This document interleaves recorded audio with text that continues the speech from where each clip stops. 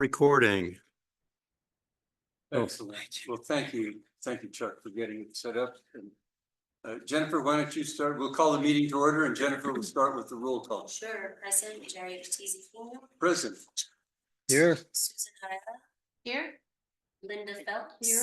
Sylvia Vergara. Presente. Matt Durham. Here. I believe Chris McCain will be absent, right? Excellent. Okay. With that, we will move then to approving the minutes of the last meeting. You've got a copy of them in your packet. And So it's the second page. It says October 24th, regular board meeting minutes. It's actually double-sided and it's a page and a half. 3 pages, yeah, Yeah. 3 pages total of minutes. Okay. Pretty much every board member comment. I have a comment. Yes. Thank you. Under D number 2, it says 350th land grant anniversary, should be 300, no? I think so, yeah. I think that's true. Is that right? Yes. Should be 350. Should be 350. No, 300. It's now 350, but we should change it to 300. Okay, thank you. That's a good correction. Any other changes or comments on the minutes? So. We move to adopt the minutes then. Is there a second? A motion. I second. Seconded by Jennifer. Any objection to adopting the minutes? Okay, How about concern? concerns? Yes, this whole section about Jose Luis. I think that, for just as a future reference, I really feel this is where policy and personnel, I think can in the future, help to mitigate, situations like this. And that, yeah, unfortunately, we don't have those, but I look forward to those being in place. I think that will help tremendously. Where is it you're talking about? Resignation of Jose Luis Where's that? purposes. It's on the front page. Oh, I'm sorry, okay. Oh, I see. So I'm sorry, I'm not, so you're saying if we had. I think in the future, when we have our personnel committee and also our policy committee, those two things in place, that will help to mitigate, and it'll be most appropriate then to do that, anything that is like this. On the Google Drive, there are a lot of policies. They're up to interpretation, but we do have policy. Well, We haven't had time to read them. yeah, okay. I'm just making that for the future. Right. All right, so you've got the proposed agenda for tonight. Are there don't any see it. additions or changes in that agenda? I don't see you. When you're giving your budget report, can I chime in about an expense on my leads list? Sure. Okay. See. Has everybody looked at the agenda? Anything else that you want to add or delete from the agenda? Any other new business that is not on your order? Okay. Can I have a motion to adopt the agenda as presented? I move that we adopt the agenda. Second, as presented. Maggie Durham moved and Susan had seconded. Any objection to the agenda as it was presented? Okay, first item then is Minna, we have reports on how things are going. So Minna, the first one is you on the STEAM program. All right, Won't you come up here a minute? How much like Yeah, see so the mic can pick you up. Or get just up closer to it. Just sit at the table there. Agenda, I think it's the least. So we had Oh, 3 you'll have to- sessions since our last meeting. One Saturday was the tour, so we didn't have a session. Saturday. Richard did a microscopy lesson. And we advertised that to let people know that it would be, and I heard that there was nobody that came. he did come with all of his microscopes. So that was unfortunate. The next week, we had about 7 kids. And we did robots and we made 3D designs to be printed. They didn't get printed because we're still working on our printers. And the third week was this past week, and I was not here, but Dr. Cox was here. So Steve was not there the week before, but we had our two mentors from Santa Fe. And then we also had a parent that was from Los Alamos who worked with the kids and with their robots.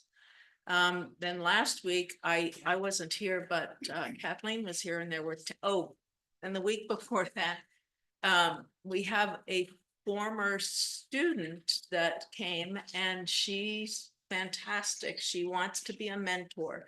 So the mentor that Steve had brought, Jeremiah, has not worked out. So we had mentors from Santa Fe, but we now have a local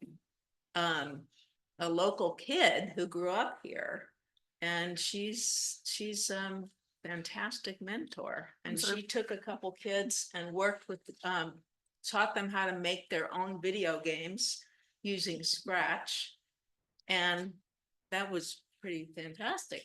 And also they did, Steve did robot with the kids, and then there were some other kids that did 3D printing as well. So there were about 10 kids last time. And I think it helped because I said, Dr. Cox is returning this week. And I think that there were a lot of kids that came because he was here. So. What was the name of the local mentor again? I'm sorry. I know her as Vieda, but her new name is Una. Oh, okay, I know. And she's, believe she's 15 or 16. This is Nina? Really bright. This is Nina's daughter? Yes, I think she's 14. I think she's 15, maybe 14, 15, but she's quite bright. And has been in our STEM program for years. So we're so happy to have her. And Steve has hired her as a mentor, so Oh, he's good. paying her. Mhm. Yeah, Do we know why Jeremiah didn't work out? Did he? I have not He didn't heard. say anything? I asked Steve and he said, well, he doesn't know why. He just hasn't showed. So, but it seems like we have a lot of support from, there's a parent in the group that's been coming with his 2 kids. And we've got the 2 mentors from Santa Fe, and now Una and Steve and Chuck stopped in and tried to fix our 3D printers. So, It's been an amazing beehive of activity. yeah. I've been super impressed. And I mean, it's just the general atmosphere is very, very good, very positive. The sad thing about it is that on Saturday morning, there's a lot of sports programs, right? Mhm. So there's basketball, and then there's skiing, and so all these kids are doing sports that could be coming every year. But Steve said he can't do it after school because he teaches until 6. Yeah, every he's a day. very busy guy. We're so lucky that, Yeah. I mean, he volunteers his time on Saturday morning. He's Yeah. not paid. And, And neither are those mentors, and neither is Chuck. and Steve is fantastic. Yeah. And if you he's- ever watch him just going around with the kids, he's so enthusiastic. I Yeah. mean, it's just infectious. Yeah, Right, that's it.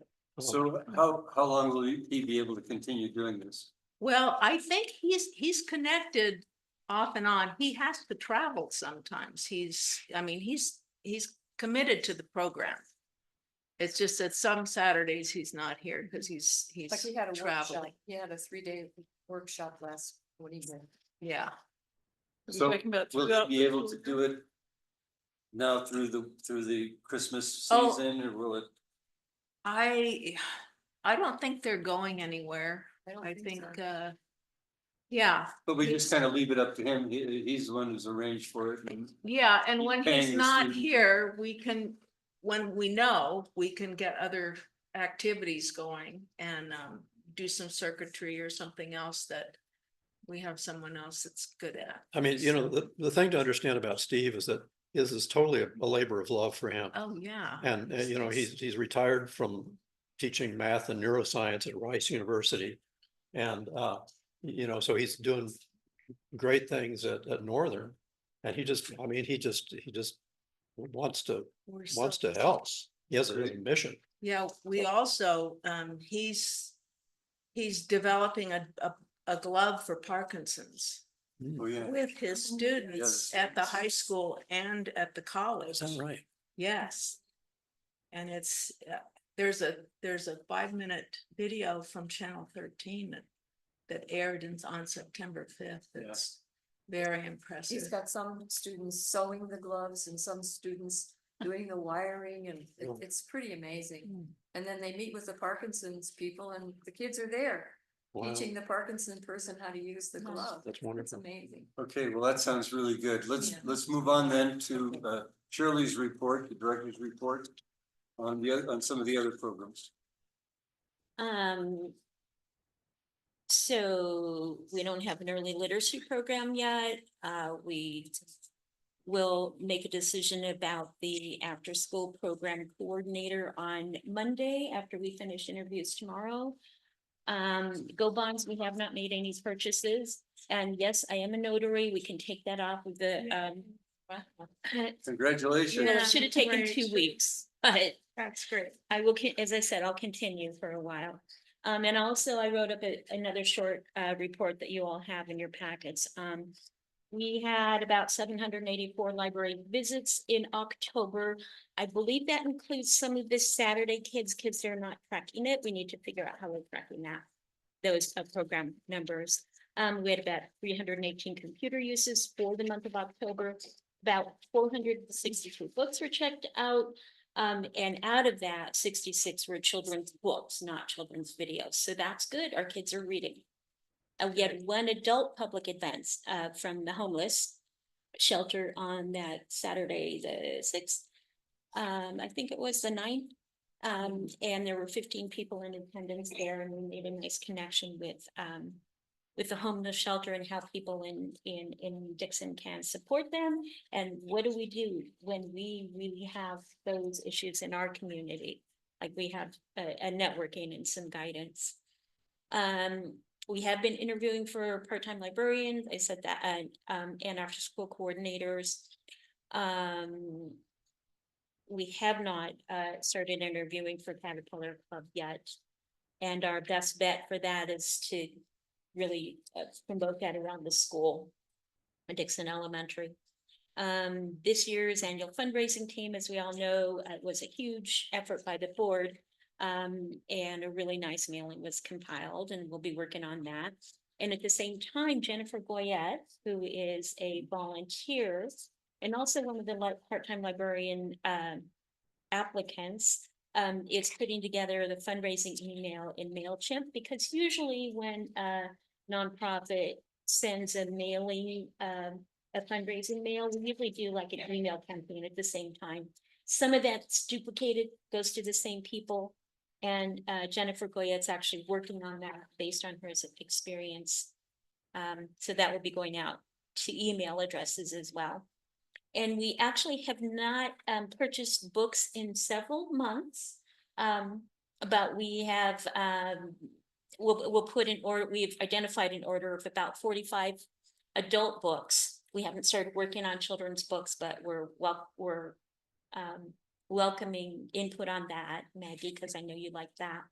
And we'll put in an order of those books just as soon as we see, I thought as soon as we see the money from the state library.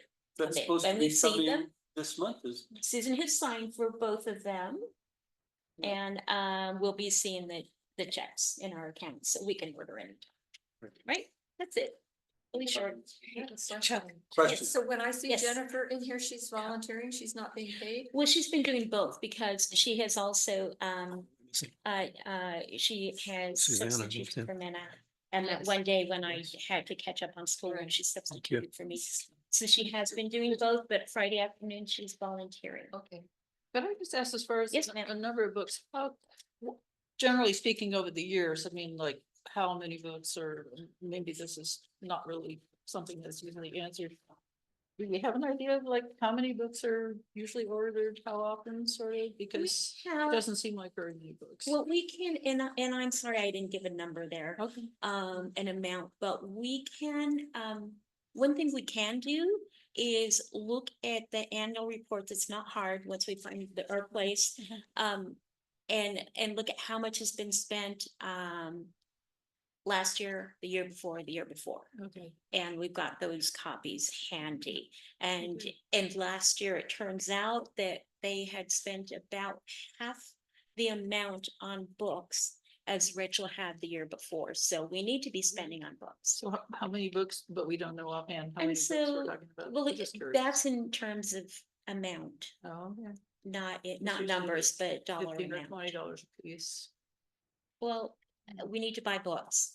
Um, We definitely need children's books. can I ask a Sylvia? question? Question? How are the books selected that are going to be bought? It depends who's buying them. They're carefully selected. Usually it's someone who really cares about that genre or cares about books or whose job it is, and we just research.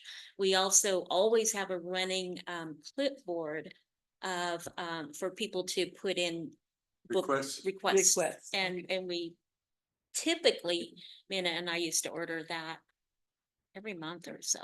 Now, So does from does the library have like categories? I'm sure it must have categories of interest.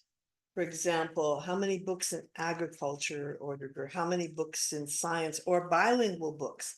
How many bilingual books are purchased? How many children's bilingual books? Well, we can always, maybe could run a report on that, maybe not.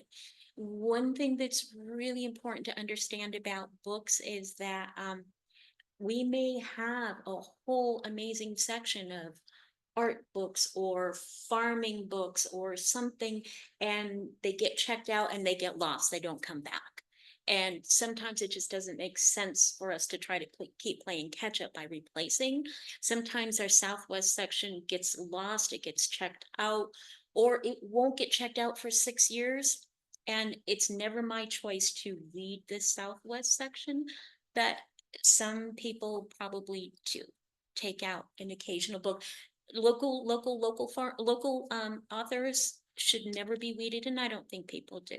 But other books that might seem like a Southwest classic might occasionally get taken out just because it's been sitting on the shelf for 5 years and nobody has had any interest, even if we've displayed it.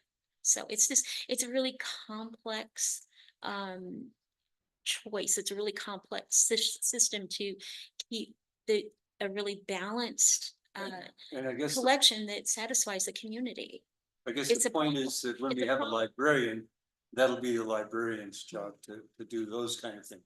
To make sure the books we have are getting circulated, Mhm. and if they're not, try to drum up interest, and if that doesn't work, take them off the shelves and replace them Well, with possibly, something that will. although I think there are always some that you should still have, no matter what, because. And that's in- true For the too. future, you know, I just, believe that. classics. Mhm. you know. And archive development, some books Yeah. that should never leave, It's but not have an to easy, be. yeah, it's a read they do a here. great job. Yeah.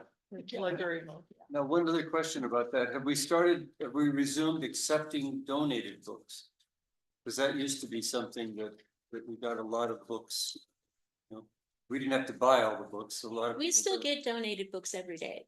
Even though we not- have a sign up every- that says, don't donate books. People still walk in and we still say, okay, Yeah. let's look at them. Yeah. And we have a quick read through, or they go to the porch, which is why we want to reinstate at least some small version of the book sale. Yeah. And one suggestion that's been made to us is, what if we just buy a little shed and put it out on the back half of the community center and reinstate a little portion of our book sale? Yeah. What if we do it on the front porch?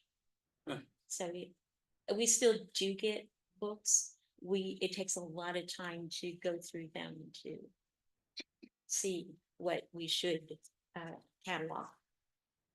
Just a quick mention, we need to know, and I don't know how to do this. But I would suggest some way to find out which books are rare books. That there's a book Mhm. that's $800. Mhm. Okay, I mean, and also Esteban Aviano's book, Inocencio, was not recognized and it got sold for 50 cents. That's what I heard from Enrique La Madrid. So we have to really have a sense of, I have no idea how we can regulate these things, but just an awareness that we have to protect and somehow. I don't even know if it's possible, but we have I to think know. in larger libraries, that often I think is the function of, to some degree, I mean, it would be probably a combination of librarian and friends of the library who might be running like a book sale room or something. But that's important, that it may be, I guess what I'm saying is maybe more than one set of eyes would be great to be looking at these things. We have a volunteer who spends a lot of time every week researching the value of books Oh, good. and selling them and matching the money with the splitting the money with the library. But I don't know how much time he would have to take on more. And we did give away, and we still have the books out there that have been in storage.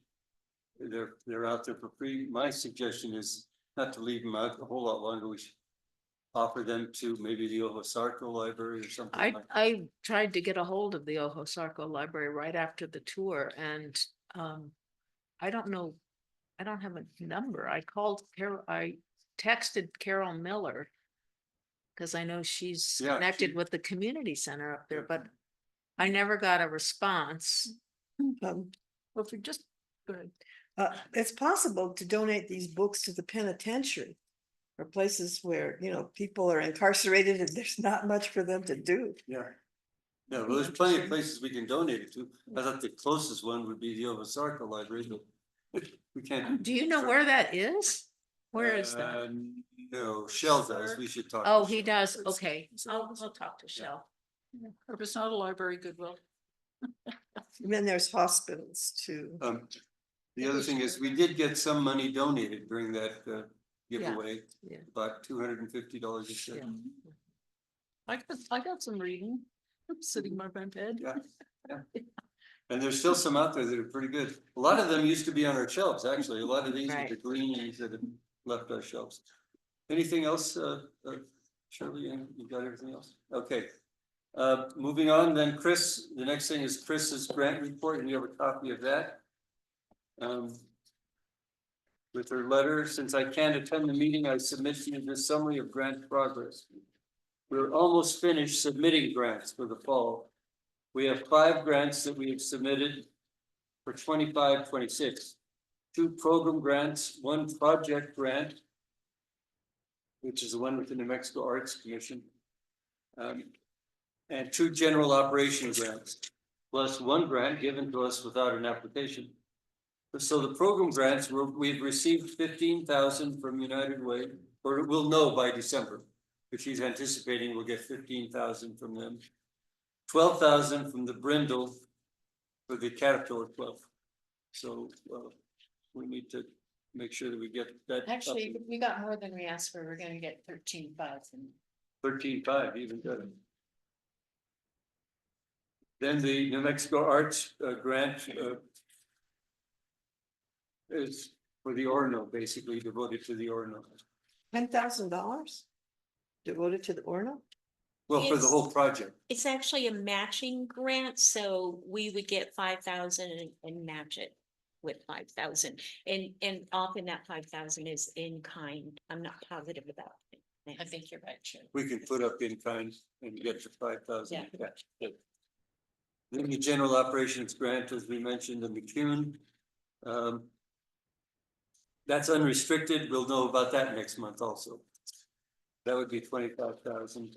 The Frost, we've asked for 25,000. I don't know what it'll be, but we've asked for 25,000. Frost Foundation, again, unrestricted, general operations. It was due on December 1st. It was submitted on November 14th. So that is another $15,000 grant. And then the New Mexico Foundation, we've asked for 15,000. Okay. So they're coming in and we need to begin identifying other grants for the spring, I guess. Because the grant seeking process never ends. What else? Oh, here's some other, so you've got the report there.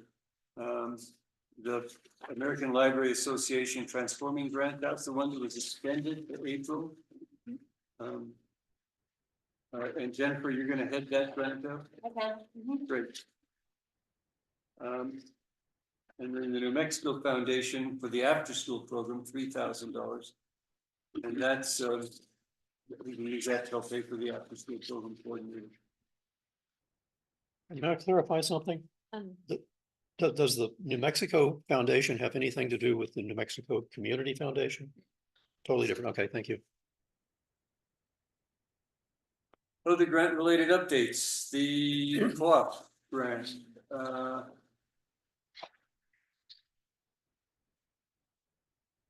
No, which page? Oh, here, page 2. So that's the one you're helping them write that too, Charlie? Which one, the co-op grant? I'm trying to figure out what the order is. Maybe I'm Yeah. getting these out of order. I got my pages mixed up. So they have not asked for any Oh, help. here, 1, 1, 2, 2, 3, Which 4? I think you're on page 4. Community Foundation. 4. 2, 3. Is Here's it 3. overview? and then- Okay, no, it's not you. It's Jennifer is working on that. Jennifer and I We'll will start. start work on this grant in January. Is that That- right? Which one is that? I think she meant the neurodivergent. That's Yes, the ALA. Yeah, the ALA. Yes. Okay. Yeah, she's already said that. Yeah. She gave us a kind of a summary sheet Yeah. and then a detail. Mhm. Have I left out any grants that were? There was an agricultural grant, but that wasn't supposed to come into, Was that in March? If I When's- remember that could be applied. for. That's- Does anybody remember? it was the Kabuto? Kabuto, yeah. Which is supposed to be in the springtime. That's for- what I thought. Yeah, Yeah, don't let us slip away. Yeah, That's slip Sylvia. past us. We wanna make We sure. wanna Do you get- have there's the a quick yeah. preferences summer? She thinks that's. Oh, the summer. yeah, we'll need to, that'll be a very Who has interesting. the information on that one? I think I might have it, Okay, and, Yeah, I'll you- check. I think we asked you to get, or you volunteered to look into it. Yes, I did, Yeah. and I did, Yeah. yeah, yeah. And, Oh, the Children's Foundation for a Summer Reading Program is a good one. Also the Library Foundation. There's also statement for after school club, Yeah, so we yeah, we need to could go go to after the state for that, but I don't think we need to take time tonight to discuss that. Okay, so you there's got the something, report. oh, excuse Let's me. just not forget the Kabuto. Yeah.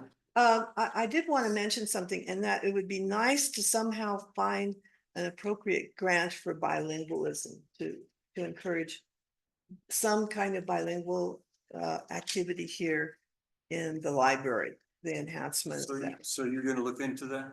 That was gonna be part of the after school. Is that program, part of the this- after-school program? Okay, Well, that has to be determined, right, with the person, Yeah. but we talked about getting some Spanish class, if that came up before at another meeting.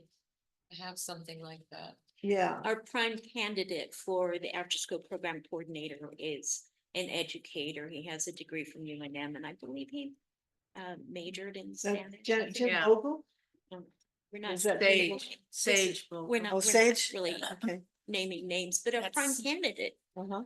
is, Yeah, has no, Spanish. That's a, Okay. yeah, it's a, that should be discussed in executive. Oh, okay, I'm sorry, didn't realize Yeah, that. yeah. And also, I mean, even in the early childhood literacy program, I would hope that, a lot of the books that would be read and shared with kids are bilingual Yeah. books, because Yeah, there's some wonderful picture books out there. Yeah, I just remind people, at these meetings, we're on the net, so you need to Yeah. speak up or else people at home have no idea. It just comes across as a And they fall mumble. asleep. okay. Mumble. So And it's then, really- and one last thing is the Orno is, it'd be interesting to look into the history of the Orno. As I understand, the Orno is a contribution from the Spanish, from the Moors.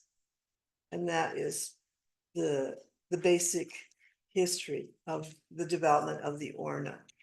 The direction that the grant is going or had gone at some point is that that it would be hopefully a combination of a an indigenous or no builder and a Hispanic or no builder kind of coming together and sharing their craft and the culture behind it together with hopefully the children. But that's a year from now, maybe, depending on if we get funding. Yeah, that sounds like a good idea. It'll be fun, and adults should be involved. Mhm. Yeah. Okay, financial Can I report. Oh, yes, Shirley. one last Say thing. one thing, number 5, New Mexico Foundation, it's not a grant, it's a donation from our usual annual anonymous donor that is administered to- through the New Mexico. So we didn't have to write a proposal. Yes, it just came in. it's this amazing donor. That's not the one that we got that we don't know where it came from. That's a different one, right? This. Okay, financial report. Okay. You have the financial report, no, it's Google. Underwood Valley Library and Community Center, budget versus actual. I'm gonna go over this with everybody and explain it again. It's gotten better. It's still not where I want it. Yeah. Just so that everybody knows. So I'm just gonna go over this quickly, but not too thick. Okay, so the total annual budget, we were real through. We spent about 40 hours. Okay, and it was really looking at every expense we had last year, trying to figure out how we should budget for this year. And looking at every single expense and trying to get it all so that it makes sense. So if you look at the middle column here, where it says total annual budget, that's what we have proposed, you know, that we're gonna raise. And these are revenues. So first you start with the revenues. This was the money we thought we'd raise from grants, okay? So if you go down that, we're hoping to get 15 from Frost, Santa Fe, 12, Zimmer, 7,500, US Charitable, 1,000, McCune. Actually, I think we went for 25 with them. Oh, there's 2 McCunes, I see. Go down here. It's McCune 1 and McCune 2 is 25,000. United Way, Brindle, and the New Mexico Foundation. What you should know is this to date, we've gotten in 15,000. I'm sure that United Way is good for 15,000. 13,500 from Brindle and 15 from the, so we've already gotten in 43,500. Okay, that, but it won't show on this because that was done in July, August, and September, the first quarter of our fiscal year. Okay, this has come in, but it came in last week, you know, so this won't come in. We know it's coming, but it's not listed. It's all listed. If you look at total, it's all zeros, right? And it's all zeros. We know we're gonna get it, but it hasn't come in yet. Okay, so that's kind of our report, and that was part of Chris's report too, just to let you know. The great news is, we're kind of getting them all done. So that's the important thing. Okay, so that's what you should know. It says 0, but I know for a fact that so far we've been promised, what is that, 43,500, okay? Then you go down to our government grants, and again, it says 0, 0, 0, 0, right? We've gotten in nothing, but we know we're good. We've signed the checks for the 16 and the 16 the 16 and the 11. We've signed those grant documents, and they will be coming in. So while it says 0, we know we've gotten in 27, the go bonds are gonna be there, and so is the money from the state library. well, that's the money from the state library, and then the Rio Riva County, we know all that money is good, but so far we've gotten commitments for 27,000, even though it isn't showing because it will come in the second quarter of our fiscal year. Okay, so this is the first quarter report. Okay, now we go down into fundraising. I think this is a mistake, 4051. I'm talking to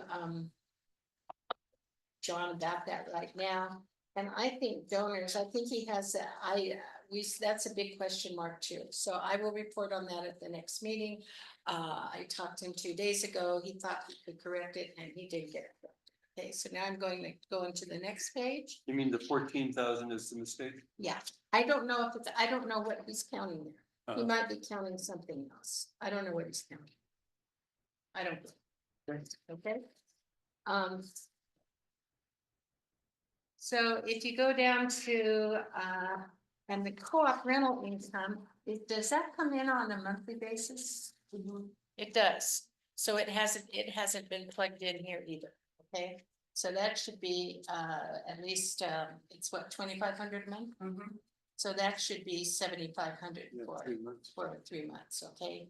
So there are some things they don't understand, and I've just gotta go over with this and make it sure. And co-op rent is usually over 2,000 these days. Okay.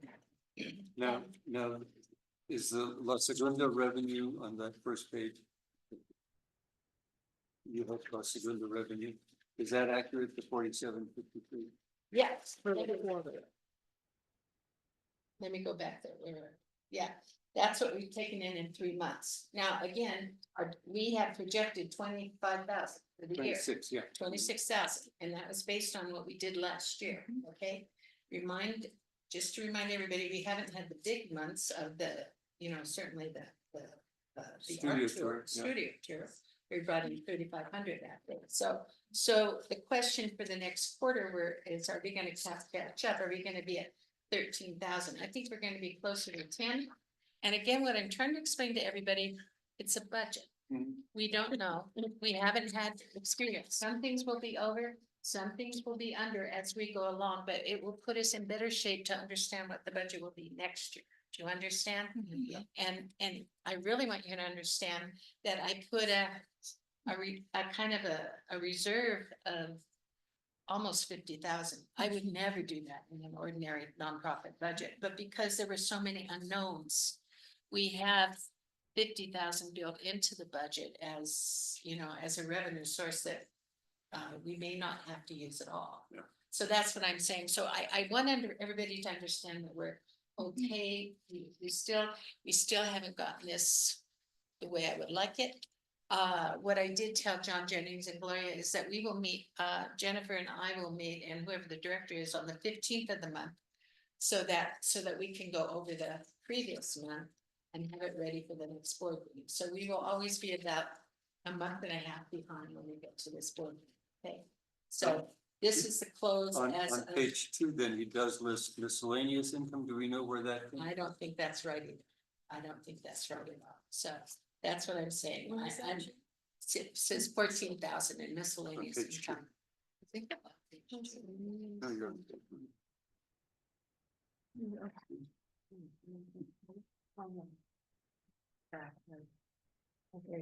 Okay, I think it's right, it just needs to be allocated properly. pardon? But I think it's right. but Money it needs came to in, be but he didn't put it in the right allocated correctly. place. So for example, when I first started in May, things were, Yeah. the checks that came in, the deposit. So I think we just need to work with them to determine where it needs to be allocated. Yeah. Money came in, we Yes. just don't know if it's showing up in the right column. Yes, that's my input. Okay, now we go down to program service. Okay, so So total revenue, total revenue, we have budgeted for 262,000, okay? That's what we've budgeted for. We, we're not even 1/4 there in the, and I don't even trust that 14,000 No, number. yeah. So what I'm telling you is we probably have very little revenue coming in. I would say it's closer to 10,000, maybe. But we have to go back and check that, and Jennifer and I will do that with. now where does he show the carryover from the current year? We don't have that, but I can tell you that our carryover from the current year, we had 36,000 in cash balance in the checking account. And we had another, I think it was like 70,000. Just let me get that. I have that figure. Long-term, Yeah. what do you- Our carryover for.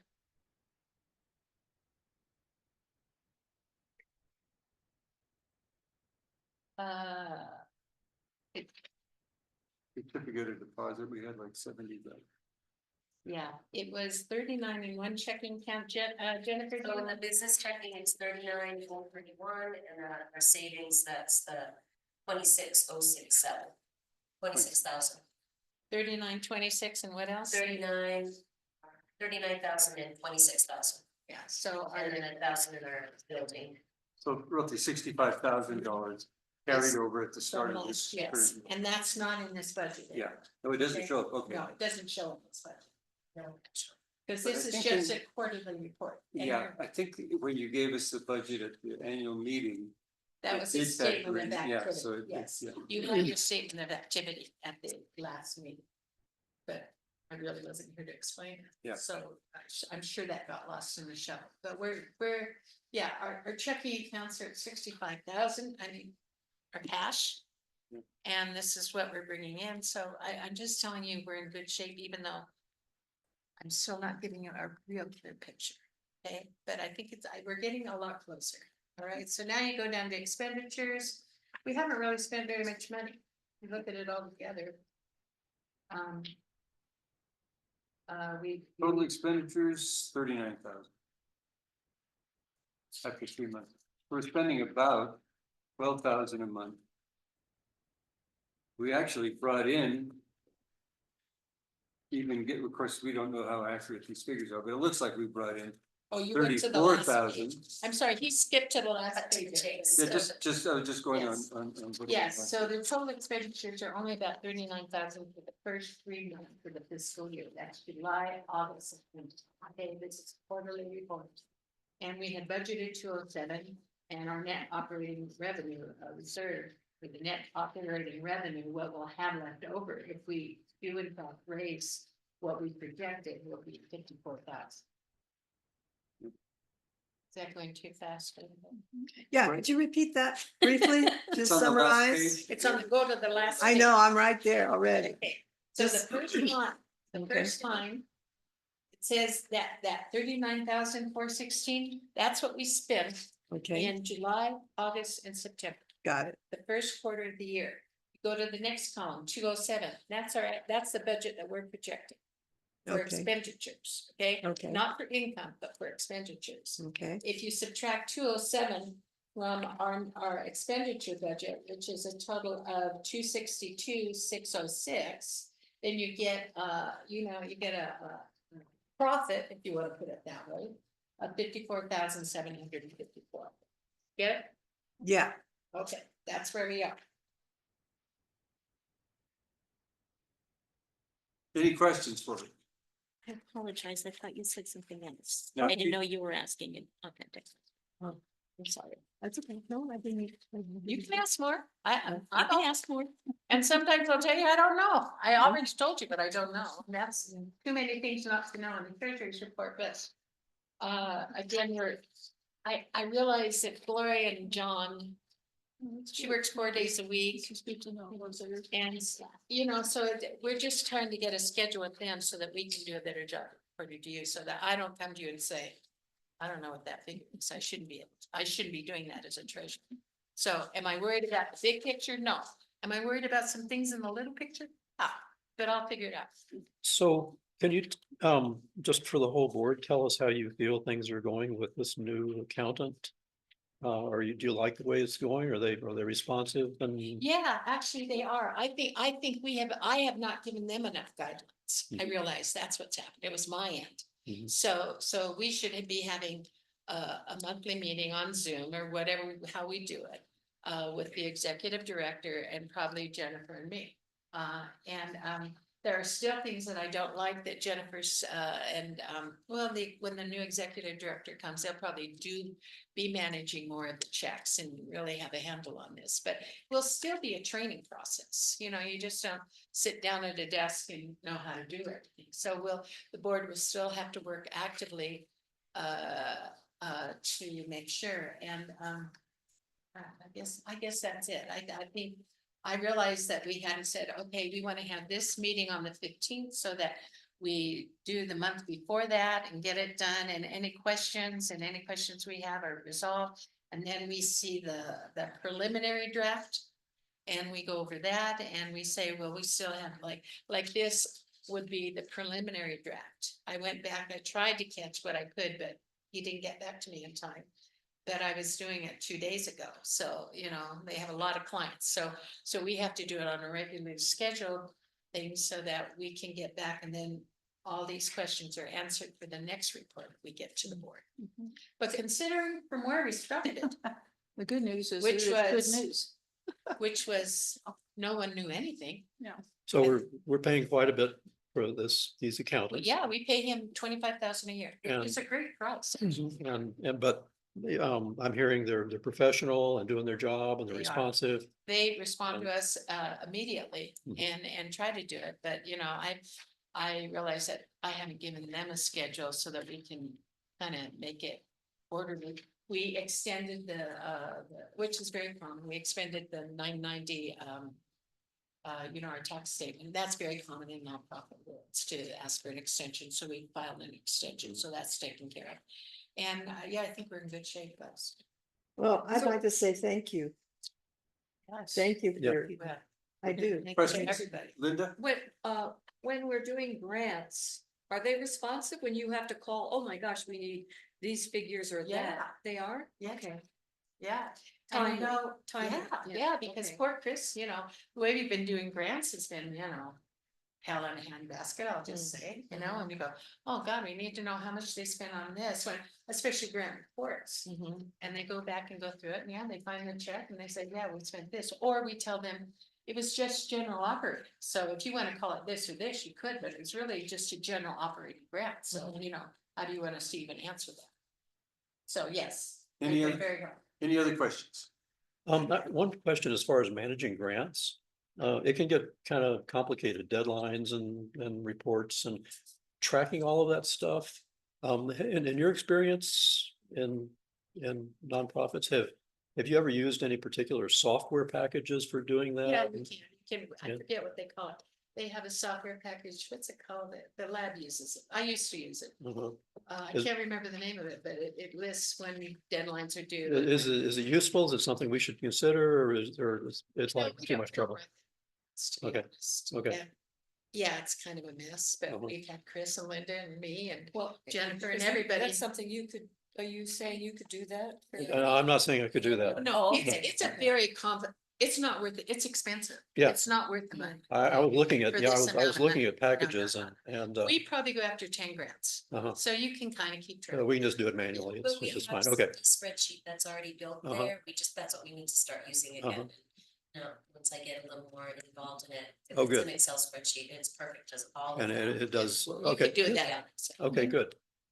Yeah, to pay for that software, I think, what's no, it's expensive. Well, I mean, We I also found manage- at least, 3 dozen packages out there and it was really big bucks. Ridiculous. and It yeah. takes longer to learn it than it does. to Yeah, write it looked really it. complicated, yeah.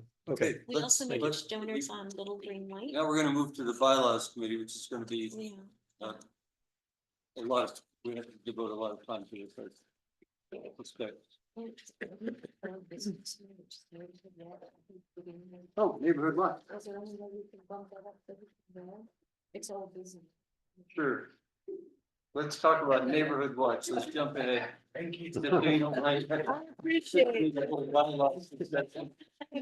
Could I just say, Cesar, I haven't talked to you, but somebody, I think Shirley wrote me and said, should we just write the check for 800? And I said, yeah, do it.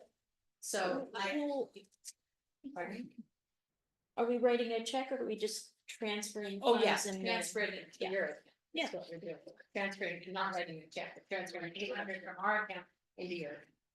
Was that, did you have other things you wanted to ask about or talk about? Well, I just wanted to thank you all for your support, giving us a lot of guidance on how that we can do some fundraising. And Susan, in regards to the Lionel Foundation, is there a due date when that grant is due, or at what point should we start applying for it? Cesar, I've given this a lot of thought, okay, and I should just say this. I think you really need to be a 501c3. If you're not a 501c, I think you need to just establish a 501c3. Because what you're talking about is extending your program to other rural communities, okay? I know there is funding for you, but unless you're a 501c3, you won't be able to get it. And I think if you get a 501c3, then people can give you money and, foundations can give you. They won't, you just won't get a lot of money going through us. We happen to have a good year, so we can give you 800, but I think you really need to work on getting a 501c3. And I have thought about this, and it's just too awkward the way it works right now. Now, are there ways in which, are there places they can get help to create 501c3? We tried it and it's a lot of work. That's the reason we came to the library under your umbrella. No, I understand. It's a lot of work, but it's not that much work. There are templates and I'll see if I can, I'll try and help you get a. In Albuquerque, there are places you Yeah. can go and they'll help you. I don't know about it. I actually think the New Mexico Community Foundation will help you do that. For now, we would like to stay under the umbrella. Well, you are. Oh, yeah, no. You are right now, but I think the New Mexico Community Foundation has a program where they help people who have a good idea become a new nonprofit. I'm pretty sure they do. So we will talk after this meeting and I'll call my contacts there and try and get you in. If it's not them, it's the Santa Fe Community Foundation. It's one or the other that they do that. Okay?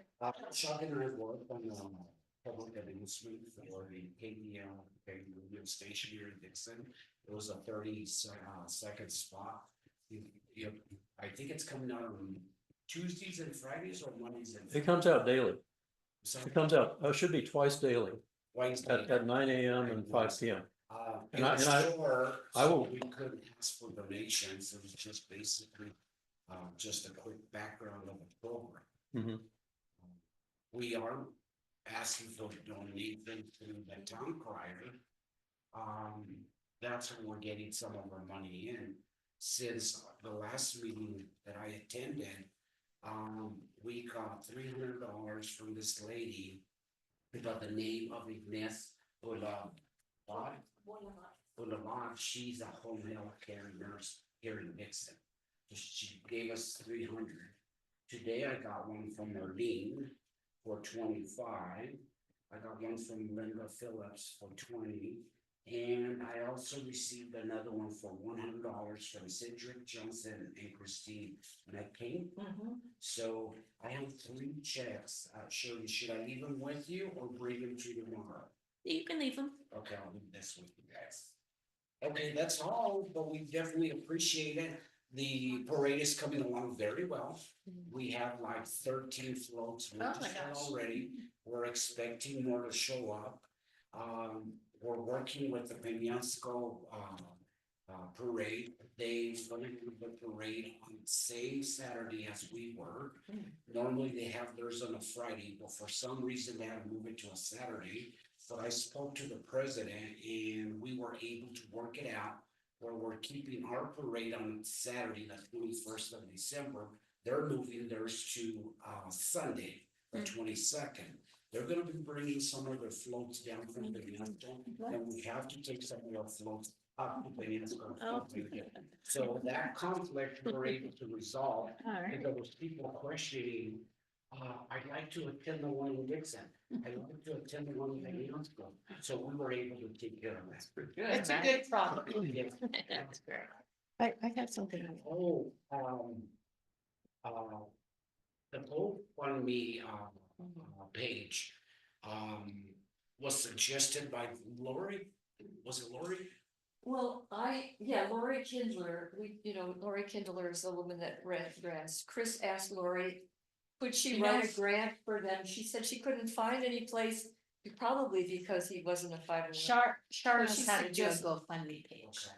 Ask Charlotte. So she She can do it. suggested that you do a GoFundMe page, yeah. I'm gonna suggest Marie's our treasurer. She's done a GoFundMe page before. Ain't But bad. we do have a question. If we do the GoFundMe page, I believe we have to open a bank account. So do we open it up under the Embudo Valley Neighborhood Watch program? Or does it have to be under our fiscal sponsor, the library? How does that work? I don't Yeah, know. because the umbrella will Yeah. affect the umbrella if we create our own. I don't know the answer to that question, Okay. so I'm not gonna tell you. I do not know anything about GoFundMe. Okay, did you wanna get a phone number and a name and work with the, what was her name? Lori Kendall? No, I'm not, I'm confused now. Lori doesn't do Lori that. She writes grants. Wasn't able to find she a grant can't do for you, and she's the one that suggested you do a GoFundMe. We could do it, but we don't know if it has to be under our umbrella with you guys or if it's separate. I don't think so, because it can go to an individual. Yeah, I think you can just open your own account for GoFundMe, Yeah. your own bank account. And then, whenever we send you, money or whatever, it would go into that too. So we I would can ask bring Sharp. you the money from the GoFundMe to the library. I don't know, with me, it was its own bank account, So it goes directly to your. but I was an umbrella.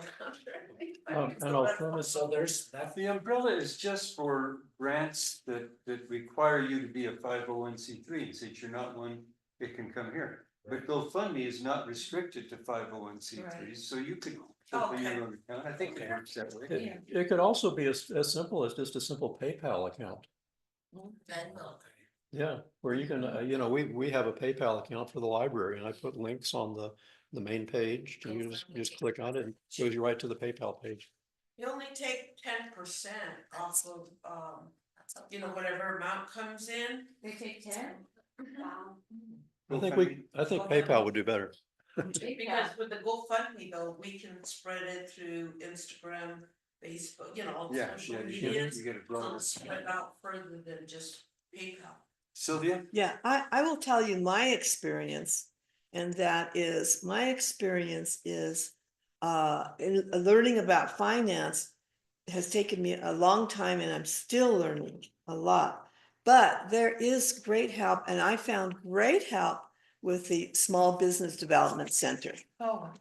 And there's several of them, okay? There's one in, at the college at Northern.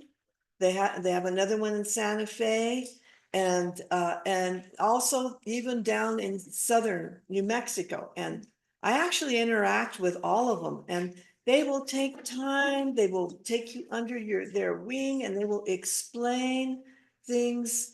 And they will give you names and numbers of exactly who you can go to. And they really network. And if you need to find out more about GoFundMe and how to set it up, they'll help you do a lot of these things. Now, that's my impression, but from my experience, that's what they've done with me. And they've been a huge, huge help because I could have never done it by myself. Okay, good. Juliana And they're Barbie free. still They're running free. that office in Espanola? What? Juliana Barbie, Yeah, she's still running that. yeah, office? I think so. I know. Excellent. Okay, thanks. Good luck. Well, thank you. Thanks. Good night. Night. Okay, now the bylaws. And we have some. Very small print. Yeah. Yes. Um, Shaping This up was something. from Chuck. Thank you. It was noting differences in the three bylaws, so I'll just go over. The very first page is an Excel spreadsheet that shows some of the differences between the Where are we? Susan's bylaws presented. Which are noted under the column committee bylaws. Yeah. We're on Well, this, you have several things. You've got Yeah. this one page that Chuck did. Yep. With his effort at showing the difference among the different. The three sets of bylaws. Then Okay. we have the actual that's the page. printout version of what Jennifer sent us with the colors, the color coded version. Yeah. With the originals in black. Susan's group's changes in green, Yes, although I don't, is there green? yeah. I can't, no, the green is so close to the black. It looks like blue. Oh, I could be colorblind. Black, green, red. Are we expected to make? Black, decisions? green, red. Okay. no. See the red? Okay, I'll just know that this one is, We I did. guess it is green, yes. By the way. So do you want these? I guess I asked the Second. point of exactly why we're looking at the three versions. What's the goal here? We're Well, gonna try to come up with one set of recommendations that we take, one set, we're not gonna take three sets to the annual meeting. We're gonna take one set to the annual meeting as our recommended changes in the new set of bylaws. So we're hoping to finalize them tonight, is what you're saying, yes. Well, as much as we can, yeah, if by midnight. We if can do it, we can do it. Yeah. One set of bylaws, that's it. Yeah. it's We will do actually it. not that complicated. I It's don't So know. much is the same, yeah. It seems like it's really complicated, but it's really not. It really Well- boils down to two issues. Yeah, Yeah. Whether or not you have membership, and two, whether at the annual meeting, you have the membership vote on the Bylaws. change to bylaws or on the board of directors. My understanding is that really there are basically two types of organizations, and one is the membership organization, and the other, or board, and the other is self-perpetuating. And if you're a membership, then you do that vote. If you're self-perpetuating, then the board would vote for the next board and all, and it's pretty much internal. So, I mean, that sounds to me a little different than what you're talking about, no? I'm gonna tell you that best practice for 501c3, they call it a private 501c3, is that when you say self-perpetuating, that's true, but that's a very negative way of putting it. No, I hear you. What a current board does is pick the best people that they know to come on the board so that they ensure a positive, continuing board of directors that will provide the leadership needed for the next few years. That's really what you do. It's not a government. You don't have a membership vote. I'm just gonna tell you, every nonprofit that I've ever worked for has always been a private 501c3. And we've never had a member. This is the only thing I've ever seen like this in all my years, and I've been Your 50 years research. in nonprofit organizations. so we have the situation that we have the community, and the community is our membership. And they're used to having it, and so, yeah, we've got to. It's gonna be difficult. I Right? don't think that. I actually think there are a few very vocal people who don't like it. And I think we will come to a decision and we make a recommendation. If they don't vote for it, they don't have it. But I think a lot of people, it has created the chaos that you have lived with. I'm just saying. This membership thing has created the chaos, and I realize the library ran like this for years, and everybody says, well, it was okay. Well, guess what? What you had on the books created the chaos, is what I'm telling you. Now, can you have a terrible board of directors and take an organization down to it? Yeah, you can. Nonprofits are as good as the leadership they have. I'm just telling you. I think I think we need to do a better job of educating the board of directors on what they need to do.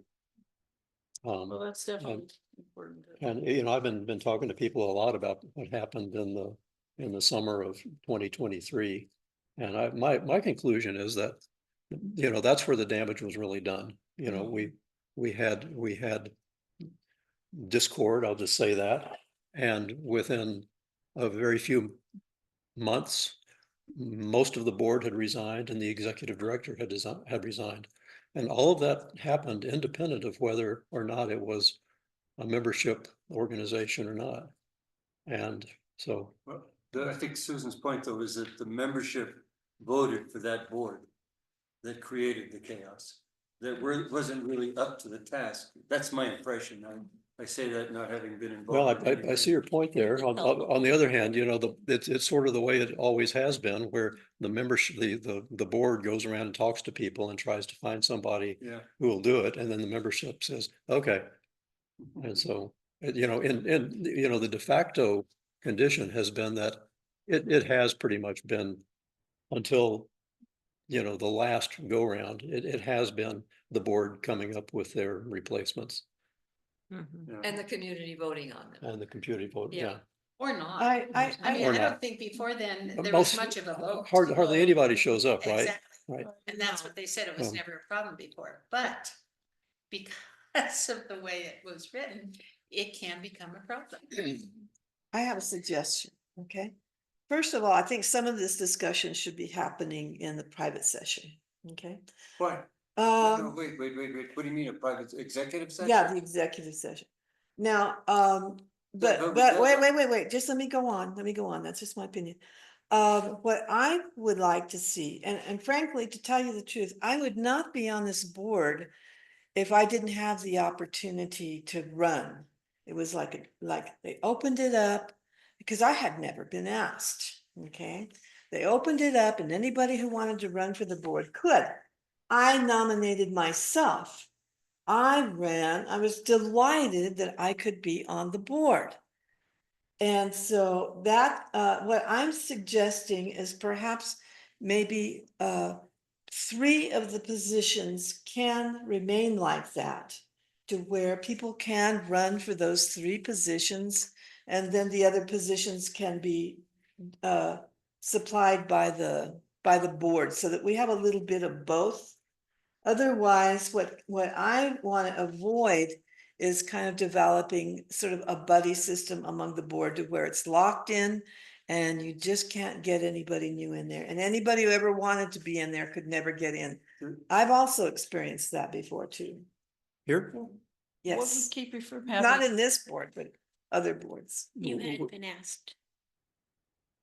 I would But- like to You say had- that you were sets busy. up a, Well, that sets up had- a false equivalency. Oh, I'm sorry. no, for being on this board? You had been, No, you were busy I nominated myself. a few years ago. You Yeah. were busy. The Jen- the root of this whole is it membership or non-membership? So I think we have to come to a consensus. Mhm. This board has to come to a consensus. Whether yes. we move forward with a voting membership or non-voting Yeah, membership. that's That's the root. and the other thing We've is, already, yeah, and couldn't you, I mean, if you decided it was not gonna be a non-membership, would that preclude somebody from saying, coming forward and saying, I would like to be on the Not board, at all. putting themselves at the Not at table? all. I don't see why not, you know, I mean, it seems like the names could come from anywhere. Ma- If you're interested, you know. We've if they're already- interested. We've already experienced that the issue really is, how do we find enough board members, not Right. surplus of board members that we have to weed out. I mean, the real issue is, how do we find board members who are willing to do the work? Well, that's why I Exactly. feel it's very important Willing to that do the before we actually get to the point of it's time to really talk about who's gonna be on the board, et cetera, which we're very close to, I know. We make it very clear to all of us and to everyone else, this is what this means. This is what is required of you. These are your responsibilities. Exactly. And, Yeah. and so people really understand the gravity of being on the board, who they're responsible to, and how much work it can be.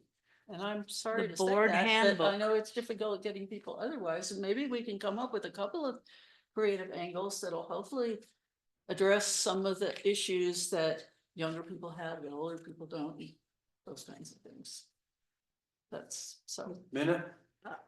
Yeah, I agree with Maggie. We have a board handbook that I think anybody that runs needs And to we need look to at update that. it. They need to read the whole thing through and see if they really want to run for this And we position. can put it out there publicly. It could be on our website, the library website. Well, I think we need I to like- require that people. Oh, yeah. Yeah, absolutely. that's a good idea. Any nominee, I'm for that. any nominee should read the duties and responsibilities section of the bylaws. You know, for one thing, I haven't, Which I was never, part of the I didn't handbook. do it until a couple of weeks ago, Yeah, honestly. no, well, Sorry. you know, we're all sort of getting a little reorganized now. so Shirley? let's- So we're not a co-op. We're a 501, a private 501c3. And so in what way are we a membership? Because I've never considered having a library card, being a member. You don't join a library, you just get to When a check membership out books. organization, you do, you It's- are. So in what way are we? Well, you get to I vote. mean, are we? Are there any ways that we are a membership? Because I don't really see it. Well, we are, because if the membership can vote on the board, then we're a membership organization. Well, That's We all are it now, is. but I. Because the we're recommending library that we change. has put itself forth as a public organization, but we've never been public. All those public forums, all those public meetings, all those public votes, we didn't have to do that. We never had to do them, all the open meetings act, we didn't have to do that because we are private. And what if can we, that's what we're struggling with, right? Who owns the library? The library does. Chuck.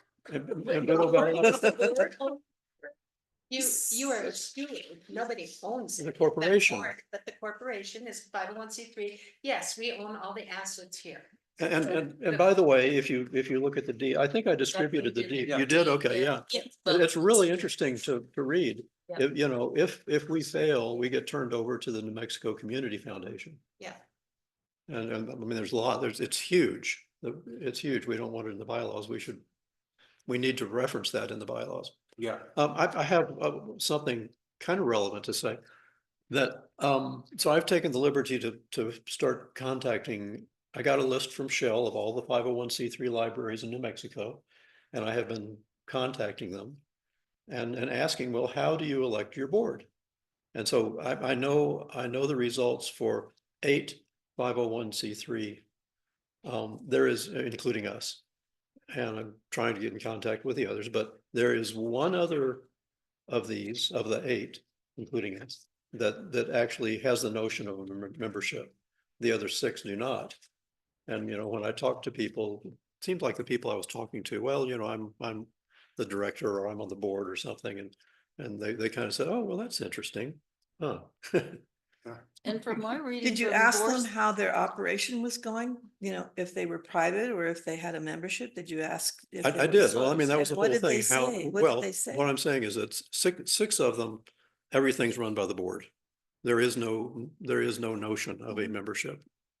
2 of them, there is a membership. Us, we and El Dorado so far. Well, do they like it? I mean, do the ones who are private, do they like that system, or do the ones that are members, do they like that system? Everybody seems to kind of like it. The one in El Dorado, says, well, they're in the middle of some bylaws rewrites.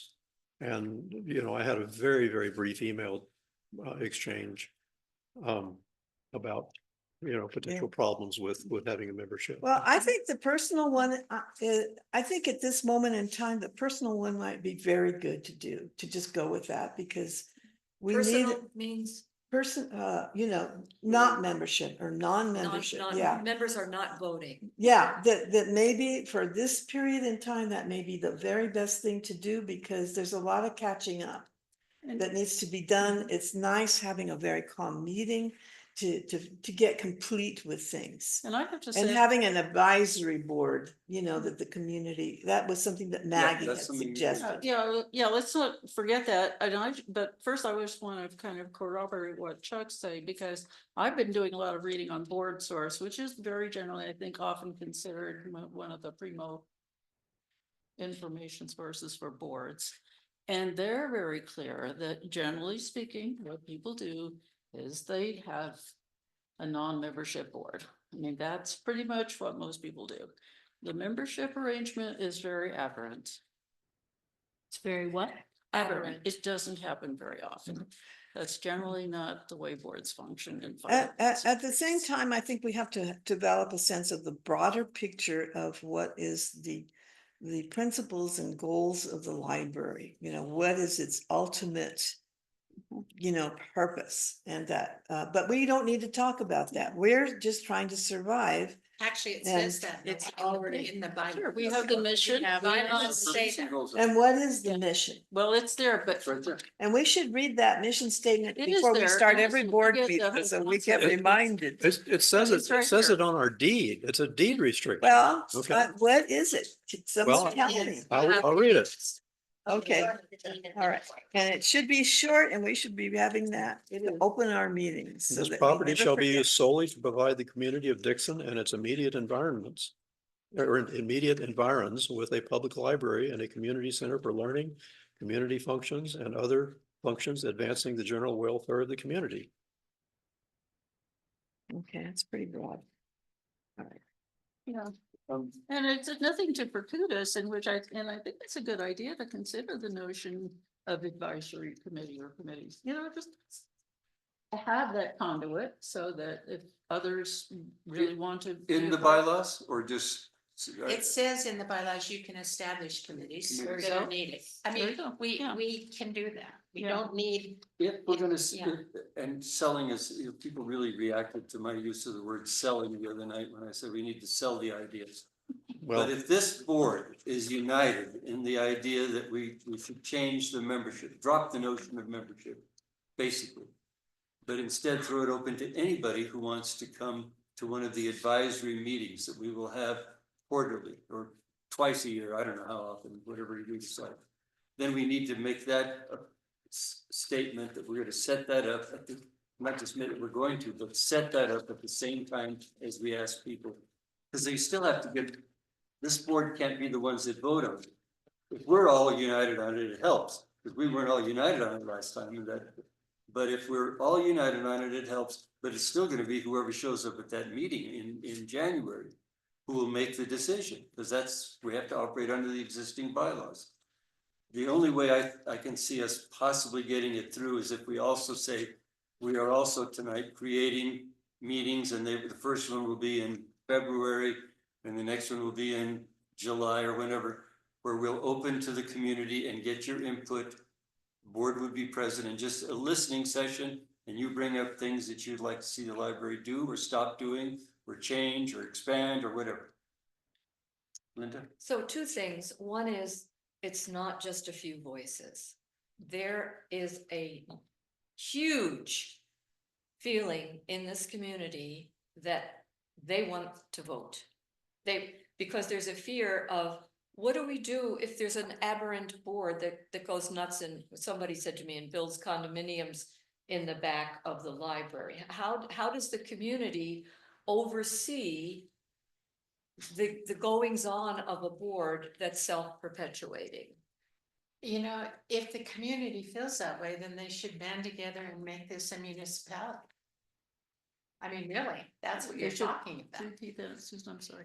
If the so-called community feels that way, then they should band together and make Dixon a municipality. Then it would be a government where you could have laws that dictate,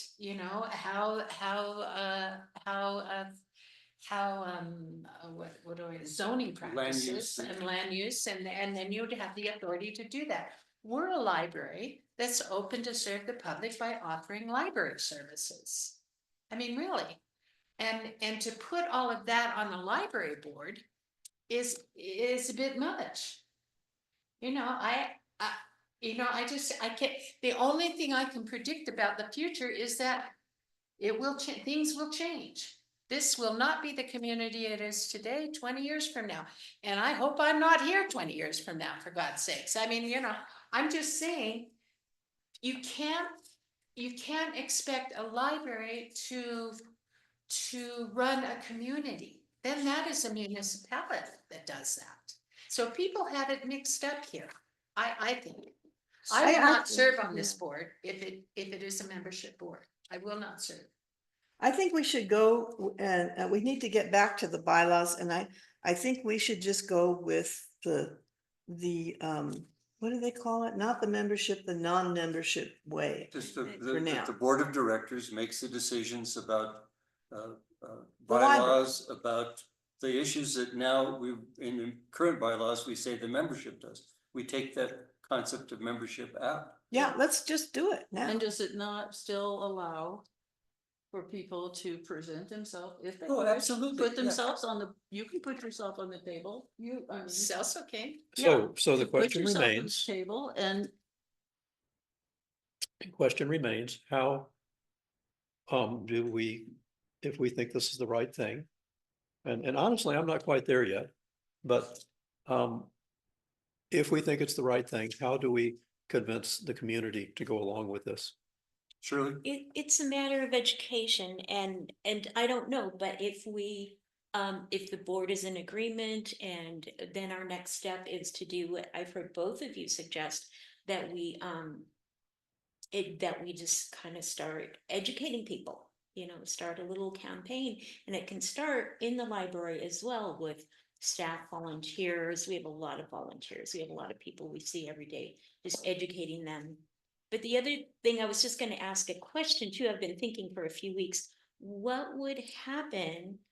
What would happen with the community demographics if we if they understood that we're not a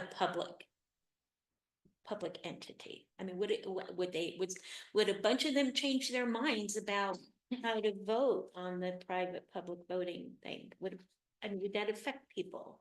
That's just what I've been wondering.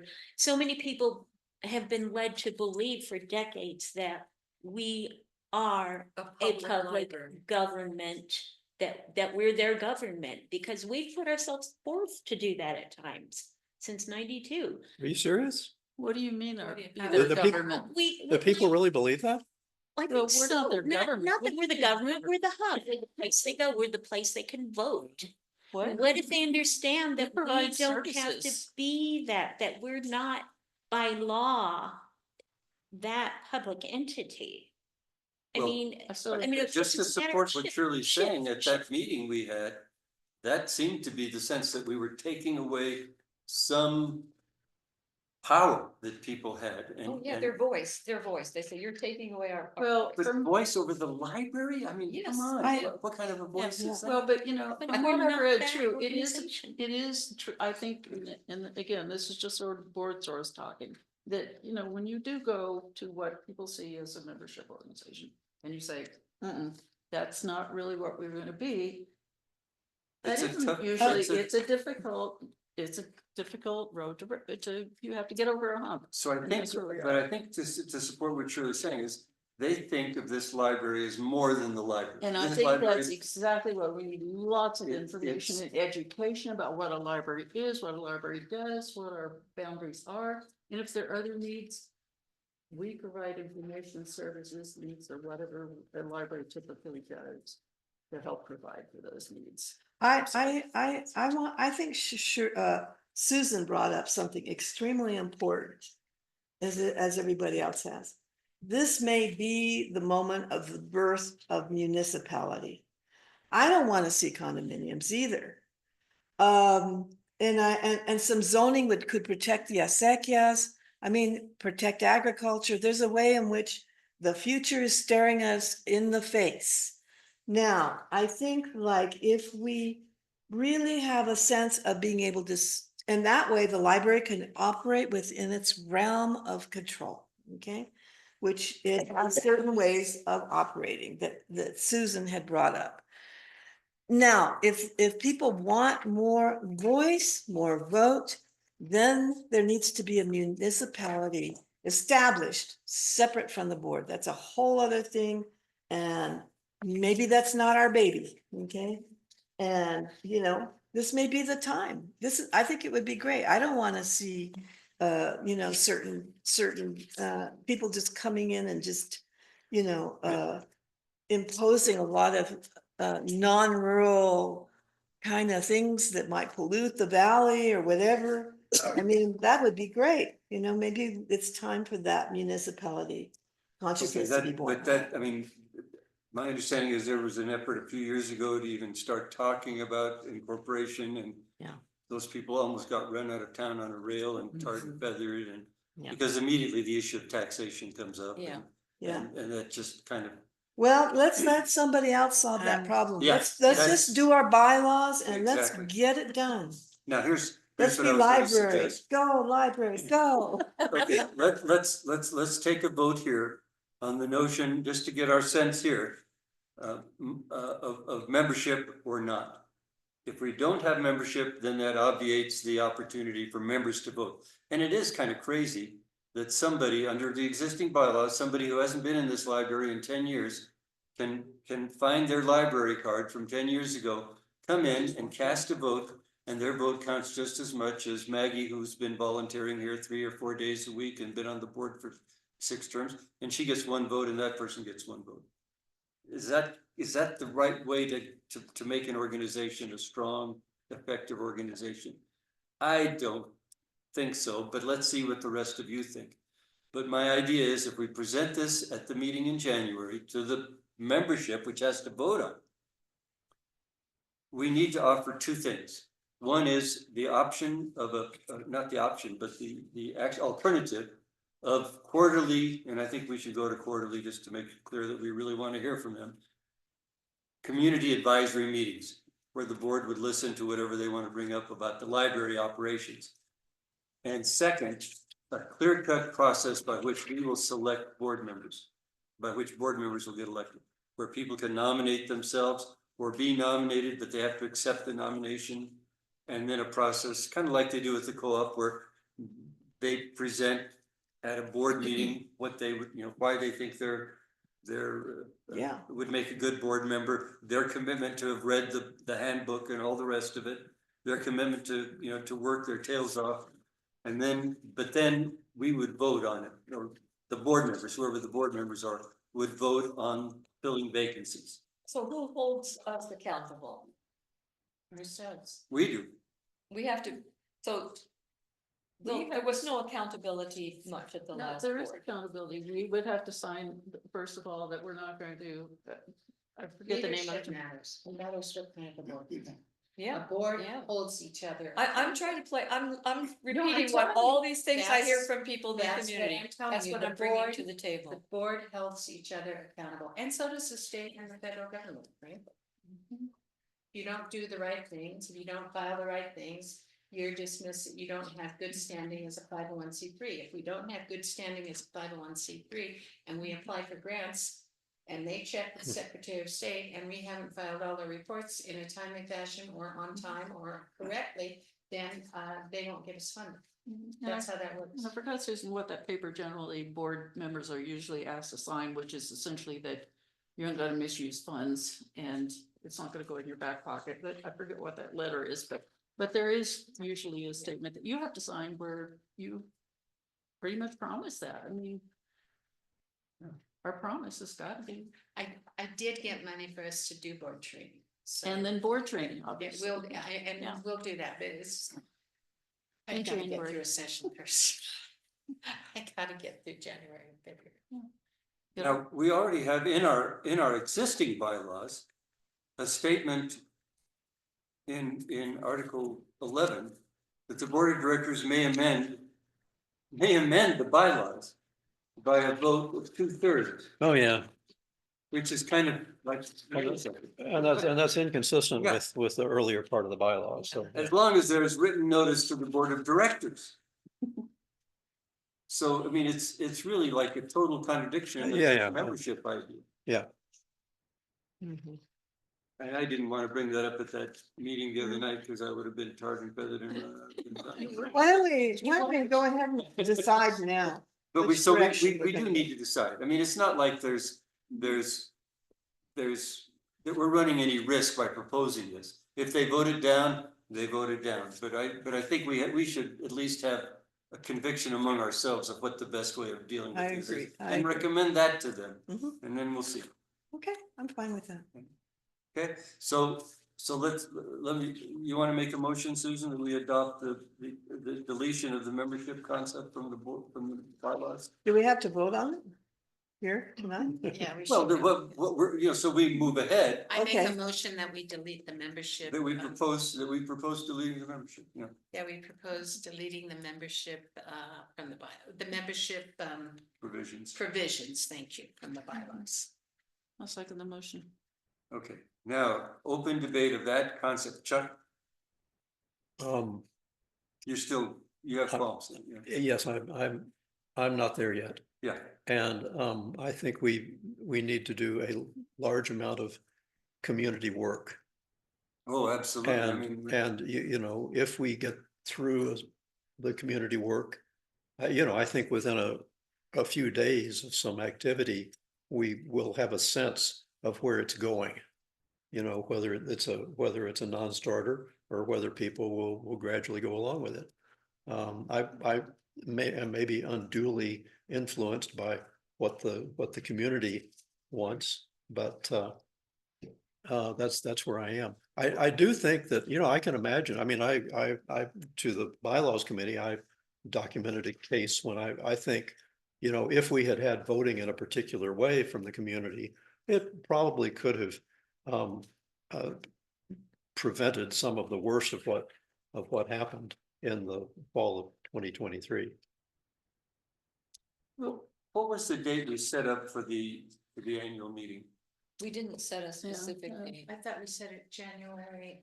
It was Third week. I thought it was January 21st or something. Probably right. I think we. Let me look. look. I don't remember. Would there be, would there be? I think I put it in my calendar, just because I was worried About the session. about the session, yeah. And I was just thinking, I mean, perhaps what Chuck's talking about, I mean, if we met in December, then we could have some time to maybe do this sort of. Yeah, have a meeting, have And then a in couple of public December, meetings our to talk meeting, I about it. would hope that we could, you know, put out some stuff in advance, invite people to the meeting, have the kind of presentation that Alex did, you know, just really do solid education. So that people understand Yeah, that's, what the library's accomplished, the importance of it, what the guide rails are, the guardrails, you know, what we can and can't do, and Is that in the minutes? or maybe we I'm moved looking it to February. And realistically, I just don't see that that could be done in 2 months or 3 months. It's a big issue. Oh, it's gonna be a true. And maybe you bring it up every year if it doesn't pass, or maybe you just give yourselves another couple months this year until that meeting. Which could. Did you find it? I'm looking, sorry. Take your time. I thought I had written it in my book, but I can't find it. Minutes. Are you tired? You need to go. Any other discussion of that? Should we Well, vote? Chuck? Linda? I'm kind of with Chuck just because I talk to so many people and I feel like it's a very divisive issue that needs to be, the community needs to be educated. I'm just concerned about putting this to a vote in January. The board, and this is how it's perceived, the board's wants to take over. They want to do everything on their own. We've lost our voice. I mean, I'm not just speaking this myself. This is everybody that I talk to. They want, There's 6 people on this, there's 5 people. on Susan, this please thing. don't discount me. I'm telling you, I have a pulse on a lot of people in the community and I know what they're saying. And I'm saying this because I don't want you to leave the board, but it's an okay. issue. It's an Not a big issue. deal if I leave the board. well, and This I board think, is fine. you know, and I think a part of that reason is because we have not been telling, we have not been educating them. We have not been, you know, really letting them know all the work we're doing. We haven't been reestablishing what the mission and goals of a library, what the function of a library is, you know, just educating them. We have not been doing that. And so I can see why a lot of people have questions because they really don't know what we're doing. And so that's why I would hope that if we could really let them know not only what we're doing, but what's appropriate and what a library should be doing and should not be doing. You know, and the kinds of needs that we're there to fulfill. I have something to say. Okay, I know, please excuse me, this is my opinion. I know that everybody wants to keep the doors open. Everybody would like that. I know everybody wants a library. Okay, I know everybody wants these really terrible financials to be straightened out. What Okay. terrible financials? I'm saying they're better than they were. We have okay? awesome financials. It's No, just no, now we do. details. I'm sorry Now we to do. interrupt, but. No, okay. no, no, no, no, I'm it's sorry. not. But before, I feel that the real problem is because no one could read the financials. And it just kind of stopped everything. Nobody knew what was going on. Now it is tremendously better. And even if people out there don't agree with this, they could pick up the financials and look at them too and read them. Okay. That really helps a lot. I just really feel right now that there's a lot in common and there's a lot that we can say, well, this is what we're doing that is in common.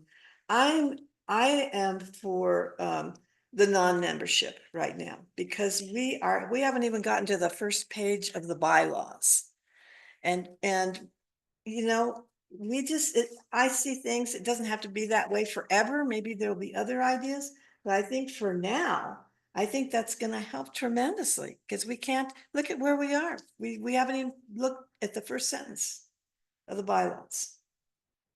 So I am for just going ahead and saying, yeah, somebody's got to take the reins, we're taking the reins. And the second thing I want to say, this word of community is really being thrown around in the sense that who is the community? Okay, I feel that we are not in touch with the entire community. I still believe in my mind, our community is all those little villages, okay? That it's a lot of the Hispanic population, okay? That is maybe not accessing the library, that it is very broad, that the umbrella is very big, that is not part of the community as we talk about the community, okay? Is not being part of that. So I feel like there's growth that needs to happen in that. And I think that we need to go, we can't use the word community now to be the total realistic definition of the community as it's being used now, because it's for a very specific, much smaller group. Okay, that the community is still not totally reached. I go for just getting going so we can get down the front page. There's a lot in common, and I think that for now, to keep the doors open, keep the finances growing, to keep the library, and to further stabilize it, I think we just need to make a solid decision right now to get behind. What were we calling? Non-membership.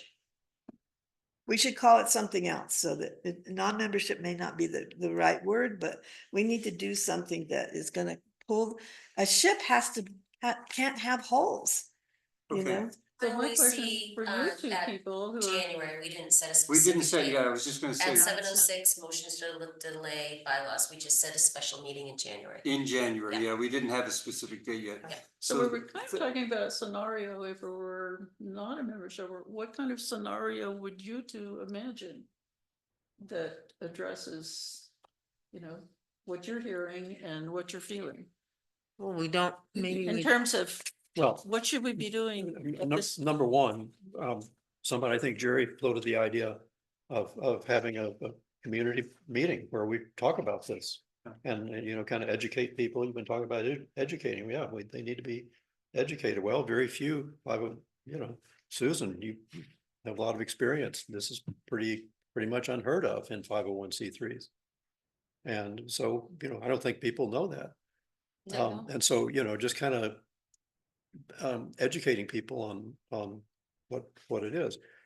And I think people need to understand, it was really very informal in the beginning. I get that. That's how a lot of nonprofits start out, so an informal group of people that do stuff and they did things pretty fast. And, you know, that sounded like a good idea because the yeah, I'm just saying, things just evolve. You know what you know and you don't know what you don't know. That's kind of how it happens. Mhm. And that happens to boards. So I think it evolved that way and people think, well, that's how it should be. But it really isn't how it should be done, is what I'm saying. Which is confirmed by your conversations with other libraries around. So far, you've only found one other one that Yeah. has a membership. Right. So what would you propose? Six out of 8. Susan? I mean, Linda. I would like a bridge of education, as Chuck is speaking of, where we have a couple of open forums on a Saturday afternoon. Come and learn about the differences, the difference between us and the co-op. That was just not laid on them without some kind of education. So that it's not a big issue when we come to vote in Well, January. it'll probably because- be an issue no matter what we do, but at least we'll have more, At least we a could better say- informed Yeah, decision about it. we I like to be trying the best I can Yeah. and then let go. So how about if we do this? How about if we set a date now for the annual meeting? Since we're on record as saying it'll be in January. We said special meeting. Hmm? We said special meeting. Special We meeting, said at seven, motions to delay action on bylaws until a special meeting in Special meeting. January. And you can invite all these community members that yeah, were, that were commenting, but I also had said, please sign up for the meeting, and no one signed up for any special meeting Yeah. to talk about the bylaws. So why Yeah, don't we just have a, so you know, the pendulum has gone, I mean, I can't tell you, 2 years now. So I thought in honor of the equity, I would present, you compare, and really, I don't know if you've all, I think you should all take the time to look at the specific area of board of directors, what the added value that Susan put in, and saying added value because it becomes very specific on what our rules are. It gets rid of any confusion, and then also on how the accountability is on the board without that voting membership. Yeah. To the community. I think that if you can take the time to read that would be great. That's why we outlined the 3, so you can see the 3 right along the comparison. But the verbiage is very specific to helping us understand the role of us as the board. And when I came on, so the pendulum is gone.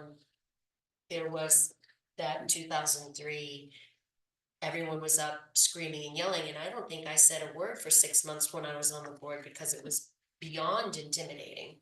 The public didn't like that voting membership didn't like the new board coming on.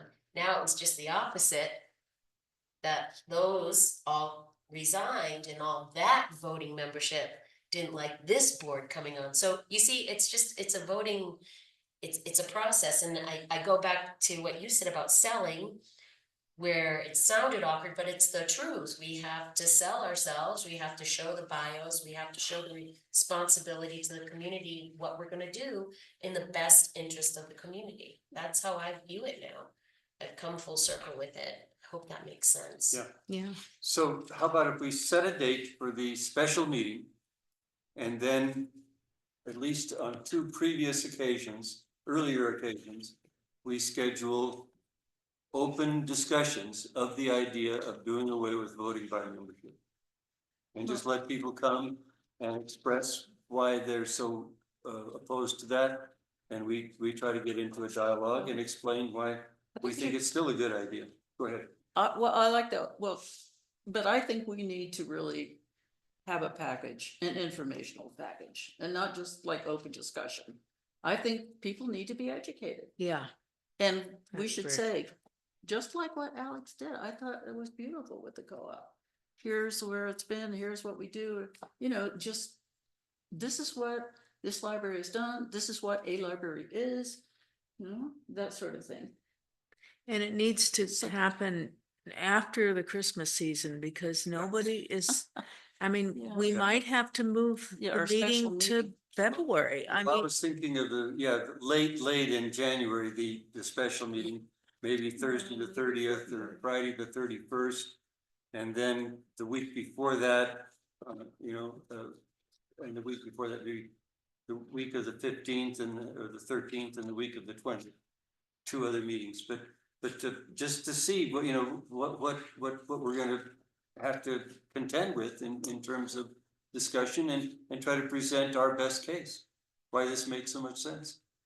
And I think the language is very important, we should get away from the language of, doing away with, or, those kind of words, and bring in new language of developing the advisory committee and what an advisory committee, I mean, we gotta pull in the positive words that are gonna not exclude people.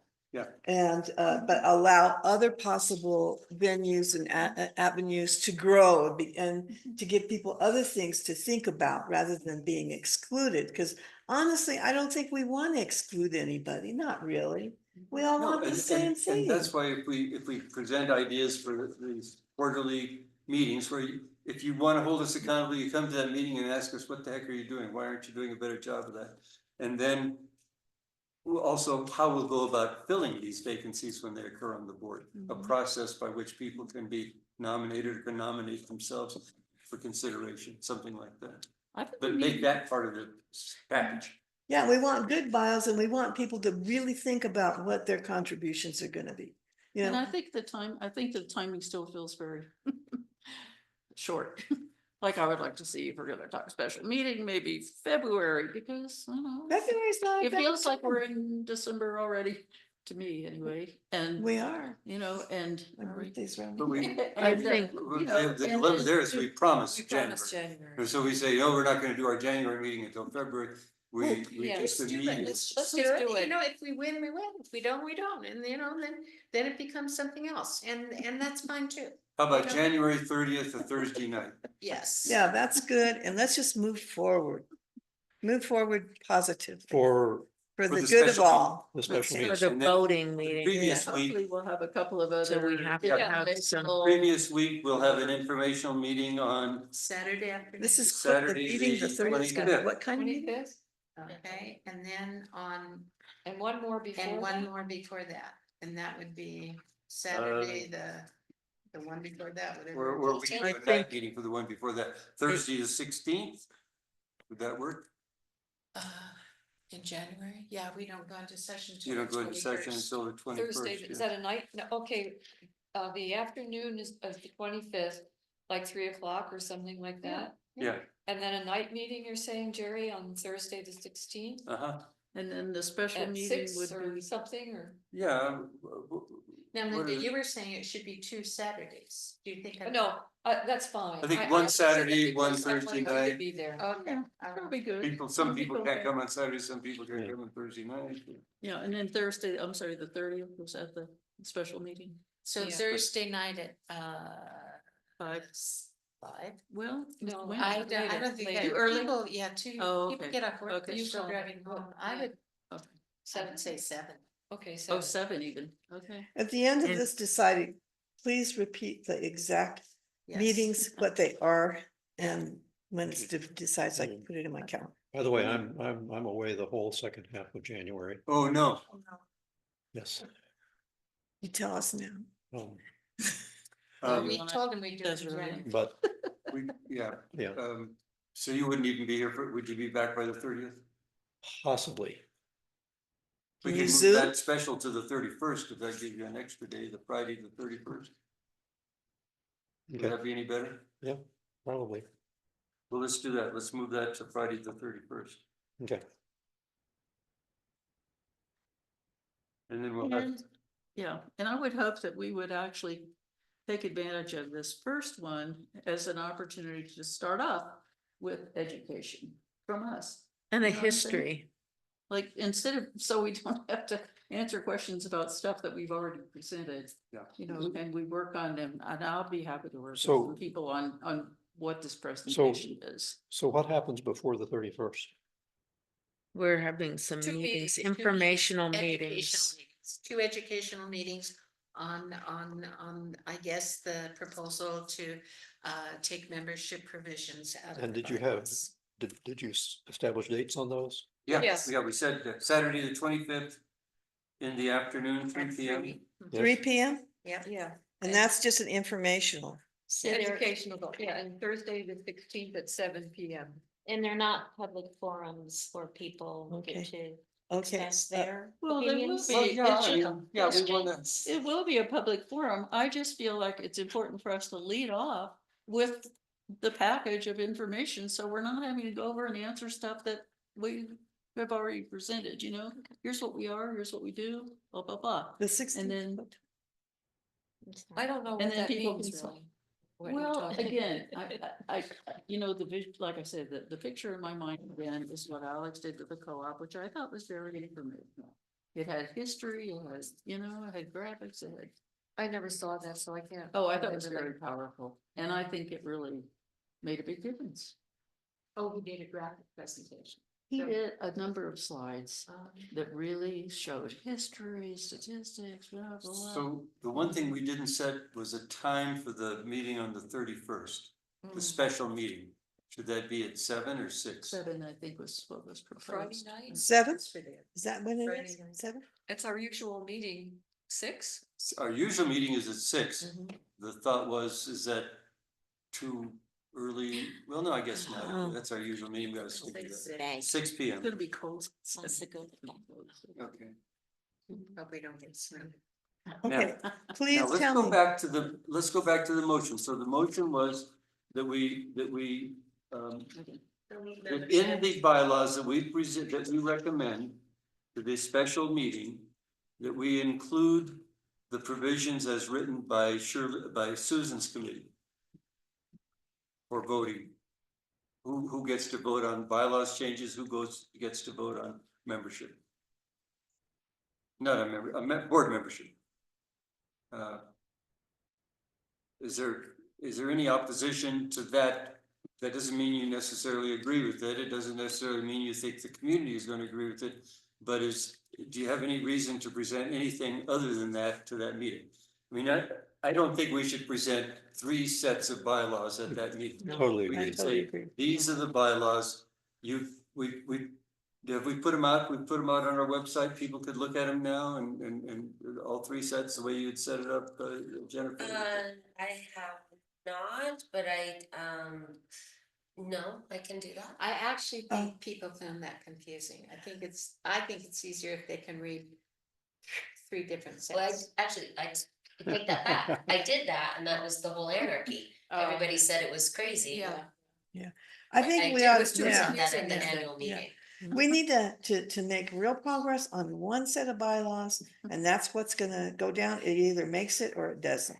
Well, And I think like we need to do that. But I was trying to honor tonight by presenting the 3. yeah, no, I think You it's did. good. I think by the time we have these informational meetings, we should have these set of bylaws Yeah. that we're recommending in as close to a final form as we can. Mm-hmm. So that would incorporate the thing you're saying, Chuck, about what happens to the property if we go out of existence, all of that stuff. Right. It deletes that confusion we have currently in the bylaws. bylaw between business, two yeah, things. yeah. And I just have a recommendation on that thing where we name every little village that's served. That doesn't make a lot of sense to me. What if you leave one out? What if they don't No, want to I be didn't, included? I didn't mean it that way. I meant just an awareness that of what our umbrella should be serving or could be serving. How about a But it's not statement, just the- a statement that we serve anybody within a 25-mile radius? It's in the bylaw, doesn't it? We have But all you know, the. I only have one You know, it reservation. lists all these little villages. Yeah. It lists I everything. don't want us to overlap with, like Tile, well, I guess it already does overlap with Taos. No, but if somebody from Taos comes, they can get a lot. I mean, We don't ever turn exclude anyone people. down. Yeah, No. so I But all don't see the 3 bylaw point of versions- listing every. Well, but all 3 bylaw versions said that. The Yeah, equity all did, 3 Susan's bylaws. did, and the original say that. I All the like all little. those little I villages. Do we Yes. want, so the point is, do we want to keep doing that? Yes. No, when I wrote it with Cedar, we took it out, and then they did come back and say they thought it should be put back. But if we just said But something like, we we leave- serve House, I anybody said- within a 25 Yeah, mile. Rio Arriba County within the 25-mile radius of the. Taos existing County, property. Penasco's in Taos County. I know. Well, I like the little villages It was because brought they up, it don't was have put in enough the edited awareness. version, and then the voting membership said. but no. when you write grants, I mean, you're talking about numbers. I think I if, mean, the numbers in Dixon are like, what, 1,000 something for Dixon, period, if you just draw that circle, but when you go to others, and the numbers are much larger, I so. think you all need to read the 3. I really I do. agree, I agree. And I noted Well- where the major changes were, and the biggest change is that we took out the complete voting membership. Well, Right, but maybe, you need to maybe this is go through what and we really really see it. need to, I mean, I know maybe this is something we really need to. I Be think prepared it's to- okay to leave them in, Jerry, because Yeah, I me don't think too. it matters. And we Well, if said, you're gonna leave them in, you should include Pickery's Pueblo then, Okay? which you Sure. don't have. Okay, let's do it. You know, I mean, okay, if you want to leave them in, that's fine, but I think you should at least include the Pueblo. Yeah. Oh, I thought since- Pickery- Since we have all of this stuff about indigenous cultures. and Picarice stuff. is in there. I thought it was in there. It's in I don't see it. I don't see it. Article 2, objective- La NASA, La Bosa, Pilar, Pilar, Bellas, Chavisal, Delito, Rio. It does not say Inquiries. And Now, in the the green changes- one, Yes, The green one. yes, in the green one, which is the one that we wanna do. except it's misspelled, but inquiries. Okay, Okay, so what's our order here in terms of the colors and if, especially if, I mean, I don't know if we're gonna make this decision tonight or if we're gonna go home and make sure that we, I'm just suggesting it, but I mean, it's. so So you It's a good understand. idea. Let's do it. tell us So we about stick the, with the green one Yeah, the green one is those Susan's one. and add in the thing that Chuck brings up about the final decision. Yeah, we've got to, Disposition. Yeah, and Right. I'm waiting to get the language. They couldn't find it when I called in New Mexico. well, I have it. Oh, you have It's it? right here. Yeah, the deed, I put That's the it. Yeah, deed, it's the- on the deed, yeah. Yeah, it's in your And- packet. Oh, I'm sorry. And by the way, I did go to Rio Arriba County and verify that that is the deed on file. You did? That And it needs, talks about I'm the sorry. community advisory I missed committee. So it goes right back to the roots of what we're trying to. So, you know, establish. I think just something, you know, prohibitions and dissolution, it just points to this. yeah, have to have that. in there. Yeah. Okay, so so Jennifer's now moving that we. Out of this meeting, we adopt the green set. The committee, the bylaws committee's recommended bylaws with the addition of Chuck's piece at the end. Mhm. And any other, did we make any other changes? No, I guess that's it. And that we educate the community. Right. You wanna add that we, to the bylaw, that we have 2 advisory board meetings a year for the community? So You could add that very easily in the. confused. Yeah, why don't we say that? Yeah. Okay, Jennifer, you and I will work Paper. on that, 2 advisory board meetings twice a year to kind of give an update of where we are, where we're planning to go, and get people's reactions. And I think, you know, one of the things, if we're having the election of board members at the annual meeting, that's the public meeting. That is the guardrail against a board self-perpetuating itself in a way that's too divisive or too, because everybody's gonna be there watching it happen. It's not gonna be done behind closed doors, the way the Democratic Party does things, or the way that, you know, anybody else does things who does things behind closed. It's gonna be at a public meeting. We're not saying the election is gonna be held whenever the board wants to, it's, we're saying it's, continue to say it's held at the annual meeting. Which is That's our guardrail. Which is against- public. the against 31st, right? Abuse of power. What I wanna say is, I forgot, I don't know if we wanna vote on it, but Darren Grego, if people want, has agreed to come on this board. I know. Say that, does everybody know that Darren has agreed to come on board? Yeah, There is a that's current vacancy we can fill with fantastic. Darren. And I remember, the president asked us to ask somebody, so Yeah. I called Darren and I asked if he would come on the board, and he's much better, he's more of a CPA, I mean, he's not a CPA, but he's much better than I am at this stuff, he's the one who brought us John Jennings, he's the one that kind of pulled that together, and then he just, you know, he just had a hard time, so he needed to, but he likes the progress we've made as a board, he's impressed with what we've done, and he's asked to come back on the board. That's great. That's great. You want to make a motion that we, I'd like to make a motion that we accept Interim board member. his desire to serve on our board. Immediately, wants to call him. As an interim board member. Set, finance, okay. let's take the 2 motions. Is there any opposition to the idea of presenting the bylaws committees, the green set of bylaws with the changes that we have adopted, the 2 little additions, Chuck's to the end and the twice a year meetings of the advisory. Any objection? Seeing none, we'll consider that to a pass. Then we'll move then to Darren Griego as a board member filling a vacancy. We currently have 3 vacancies, but he'll fill one of those. Everybody know Darren? Did he come once? I think. Yeah, came. he came, made a. I liked him. Yeah, he was very, He very used to helpful. be on the board. He did all the accounting work. Yeah. He taught Rachel QuickBooks. He's He's great. He's excellent. Yeah. He runs a number, he works for the state, he runs a number of, what am I gonna say? It's the retiree, isn't it the Yeah. Retiree Health Association? Yeah, he's way up in state government as far as overseeing the state budgets and how they work and how different budgets report into the state. So he's really a good finance guy. You're really lucky to get him.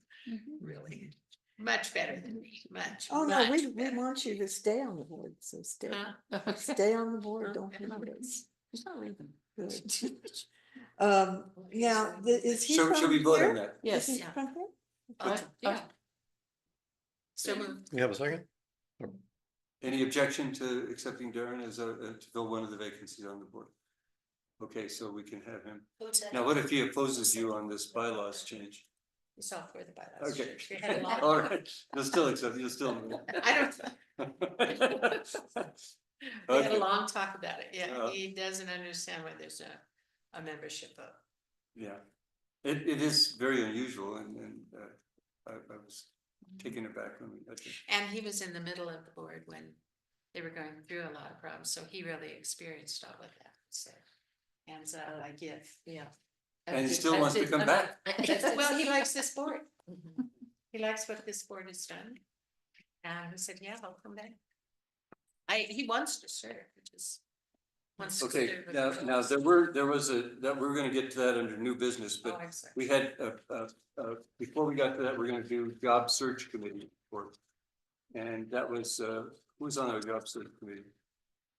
Was that Shirley and you?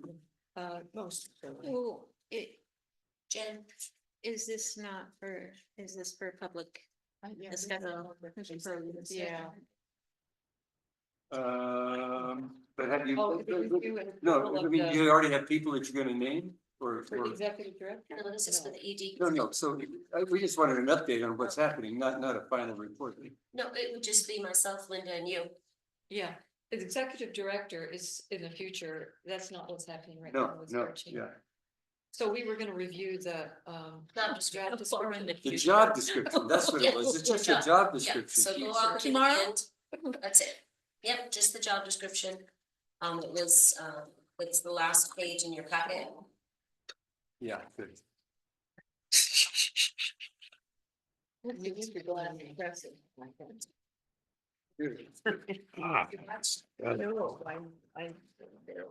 Anyway, it's one page.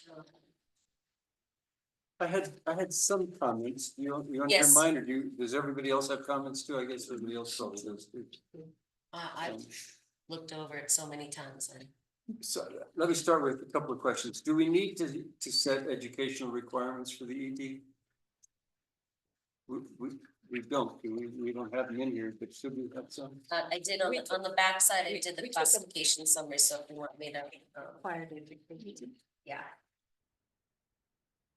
Oh, okay, so the job description would be both, So this would be more for posting on your websites, on your library websites and wherever it is, giving information as far as, you know, to the app, wherever we're going to post. Not required. I just put this together thinking this was a profile of what we were looking for.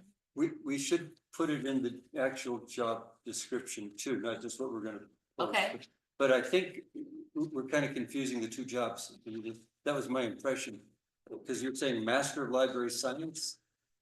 Wouldn't that be for the librarian, not for the ED? Okay. Well, I think that's something we should talk about because Huh? I could see it going two ways. I mean, do we, again, I mean, if we have a strong librarian, do we really need this person to also have this kind of library background, or do we need somebody who really knows how to run a nonprofit organization? That was kind of my view, yeah, the latter was my view. I mean, I would sort of like to see this board actually go in that direction because, well, I guess I just have hope that librarian or whatever, they'll, you know, function as professionals and do those kinds of jobs. Yeah. Plus, there are fewer librarians out there in this world, especially in this world.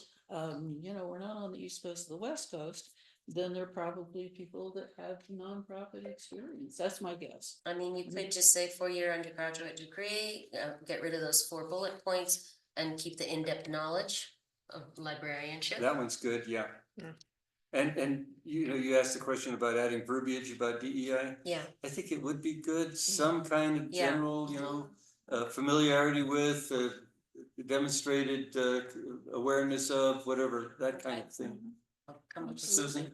something. You know, it says a minimum starting salary of 48,000. Oh, yeah. We don't have that. Okay, well, We don't have that. Yeah. And that, it also says a standard work schedule Monday through Friday, 8 to 5, and we're open now. or non-standard, I wasn't sure, because I think we had to decide, there were some comments that Jerry had, whether we were considering exempt versus non-exempt. I So think- he might allude I to- think for right now, it should be the hours we have now. So we're open Monday, And they've no, changed. we're open the- Monday through Saturday, right? And our hours are 11 to 5. It used to be 11 to 6. That's the standard, right? Well, we used to be 7 days a week, 11 to 7, but that's, I mean, this is a good, I think this serves the community. I think 11 to 11 to 5 5 works. Yeah. 11 to 5, 6 days a week? Minna, what do you think? Yeah, I think that's good. Well, is it 5 on Saturday also? Yeah, Okay, it's alright. all the same Okay, now. so Monday through That's Friday? 36-hour week, that's a 36-hour week. Yeah, but what we did is and I think it's a good practice to have an executive director, interim executive director work Monday through Friday and then have a librarian take over on Saturday. I think we're really looking for a good professional that's part-time. I don't know, Shirley, what's your attitude? I hope you're planning on hiring a librarian to work more hours. It's way too much for one person. Oh, I agree with that. I think we should have an executive director, and then I think you I think you have 2 librarians under the executive director, both of them part-time. That's what I would suggest. We really haven't had that conversation, but that's kind of the way it's working now, and I with volunteers, but I think we need to have paid librarians.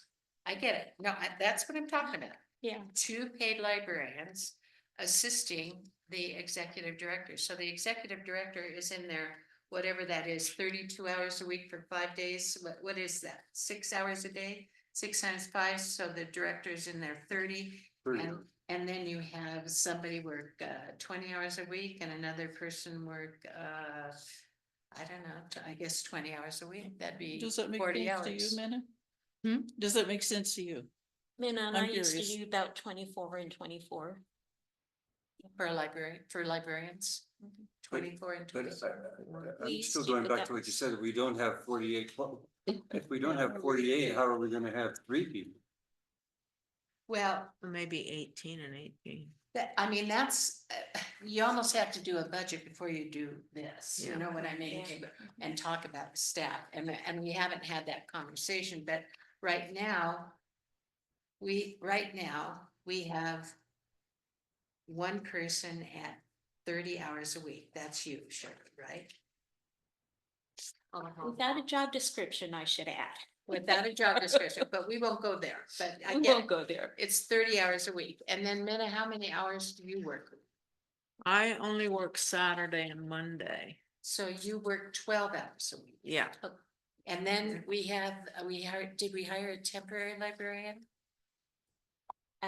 We will Monday, but that's budgeted right now for just 12 hours a week. So 12 hours a week, so that won't, what you're saying is that's not gonna cover it. Why don't we, 18 and 18? That would, I'm that working would- about 20. would that work? hours. 18 and 18? If you're gonna hire 2 people? so you have 3, they each work 3 days a week. Right, and Saturday is the then Right, there's Right. So that's it. Saturday's what? no ED on Saturday. That's right. just, So So- would that work? So you have 92,000 in the budget that we've, 92,000 for wages. And currently, not counting, I mean, the only wages we're paying right now are the landscaper and the janitor, right? Exactly. Well, I mean, but then, so other than the executive director, so if we had an executive director at 48, how much are we paying the landscaper and the janitor together? They're only part-time, so maybe, what does it come to, maybe 35, 40,000 total, the two of them? Oh, not that much. Not, it's like Could be. 15,000 a year for both, right? I can't remember. No, I think it's more than that. Well, Zine does 20 hours a week. So 20 The times 20? landscaper has not been showing up. Well, okay, that's a separate issue. But I guess what I'm saying is, I think we can afford a $48,000 a year executive. And a librarian besides, but maybe I'm wrong, I don't know. But especially if we have a part-time librarian, not a full-time librarian. Okay, Sure, Sylvia? this is what I imagine, and this is kind of answering to my personal needs. When I need the library. I like the library being open until 6. Because often I will have a full day of work, or people are out there doing their jobs and maybe they can't get here until 6 o'clock.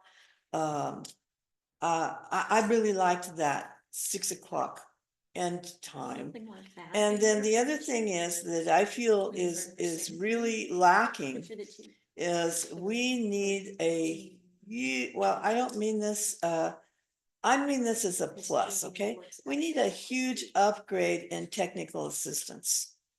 What do you mean by technical assistance? Let's say, for example, someone comes in and Shirley's not here and they need help with the Blackboard because they're trying to get a certification, an educational certification.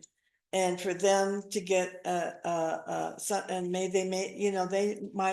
they need someone who really is familiar with the technical assistance that is tied to education and any technical assistance other than that. I mean, the level of technical expertise nowadays is much greater than it used to be. So Are you you're talking talking about about understanding technology? organizations or technology? Well, I'm saying someone here has to be really incredibly well versed in technology. Well, I would see that as a part of the librarian's position, both of the librarians, if you have You'll to. have two. That should be a part librarians of their that can do that. positions. to And it has to understand the be technology. really good. I mean, they have to really be They able need to navigate, applications, all kinds of I stuff. mean, does that seem unreasonable a minute that the No, library, I it should think be a, that you're gonna hire two librarian? young librarians and they're gonna know how to do that. Okay. I I don't think we know should that make we it a can part of the job. accommodate an extra hour a day, but come on Saturday.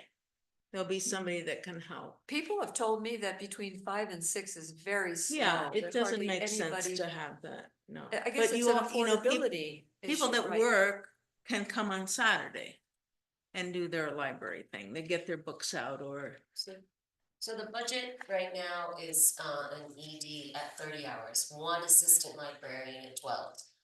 The rest was the gatekeeper, Which budget is that? this is the one that we had, the 92,000. So I'm giving you the It breakdown. comes up to Oh, 92,000? So, Yeah. so you have the ED at 25, assistant librarian at 22. That totals. That's 47. yeah. And then, The other two are 23, maintenance, 400. uh, No, 25, yeah, 25,960. but That's still not, no, but then you had, 90,000. Julian, the custodian, Yes. at 18, he does 10 hours, have we gone up on hours on him? I thought he did more like 6 hours. So Right, that was. we I was reduced more- it 6 hours, so we're over a threshold, that's good. So that was, we had budgeted 9,400 for Julian. For Zine, 20 hours. Maintenance, that was 15,600, that was 15 hours. so what do those all total to? 91,728, 92,000. The after-school program, which you're not thinking about, cause. Yeah, because that's after-school- separate, yeah. Yeah, but for the hours, you guys were Yeah. talking about the hours. So that was, after school was, 2250 for the rate of pay, and then her assistant was at 18, which is no longer. So that was a big chunk of change. But we will need to hire at least a Friday after-school assistant because we're having 5 days and EBTA is funding is hiring for 4 days a week. That's If we okay. wanna That's reconsider- okay. Well, can we get an executive director for $25,000 a year? I don't. It could be more than 39, But they're only, if they only, 39. 39, Oh, 39. 39 Oh, that's in what. the budget, we budgeted for, For it 39,000. Yeah. at 30 hours. Yeah, because you're not doing 40, I was thinking of a 40-hour week at 48, but that's okay. well, if If we can get by with 30-hour week, can we get the coverage we need if the ED is only here 30 hours? You know, Felicity didn't work for 5 days a week. Who? When we worked together, Felicity didn't work 5 days a week. No, she worked like didn't. She worked for four- the 3 or three or 4. four. So you think we can get an Between 3 ED and for 4. 30 And hours? how a long week were the days? They'd be willing to work? She worked. Can an ED do the job I at would 30 say hours a like week? Yeah, that's a better 18, question. Somebody really well qualified if we really have the other positions filled. yeah. And if those librarians also really take on training volunteers to do more work. Go back. It's possible, sure. Of course. Does that make sense? Help them train volunteers, the librarians training the volunteers, like at the desk and stuff like that, Of course. as a part of that maybe. job. Of course, it has to be a librarian job. Has to be. Yeah. That's Yeah. one reason we really need a part-time librarian now, 'cause Okay, so I think we, but so are we we- just changed that salary to 39 and we're within our budget. And then we see if we can find people willing to work. Is that enough? Did you then? want to review An the hourly? description of What's the hourly for that? That's just 30. 20? Now, the other thing is, 25 an we hour. need to consider the ED as an exempt position, a management position, So not an hourly wage. Yeah. So it shouldn't be, we shouldn't break it down, because then you get into the overtime. Right. And I, we may say, well, if she's gotta work, or he's gotta work 30 hours a week.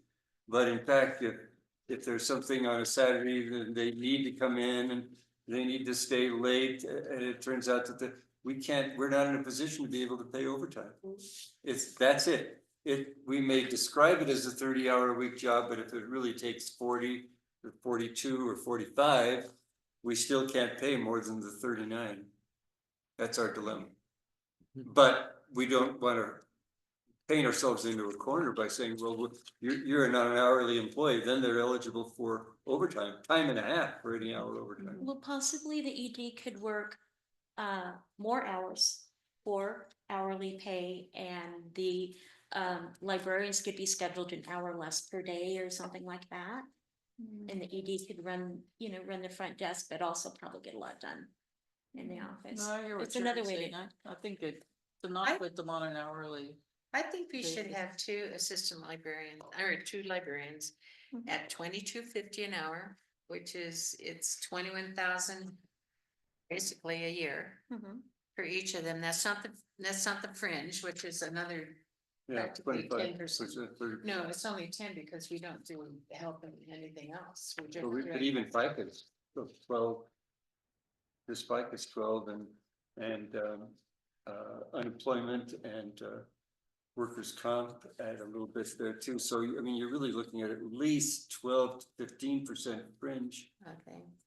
15. not counting sick leave or annual leave. Okay, and then we have the 2 young men are at how much again? I thought that total was 18 and 20, the custodians at 18 and the Per hour. groundskeepers at 20. But those are hours. hour. so What's dollars. their No, total? it's dollars, 18 an hour and 20 an hour. Oh, no, but Total dollars was, for the two of them, 20, Almost 25. 24,960. Yeah, 25, okay, yeah. 24, That's- okay, 960.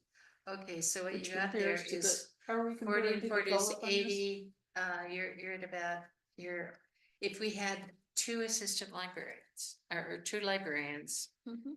18 hours each, I think we could pull that off with the executive director at 39.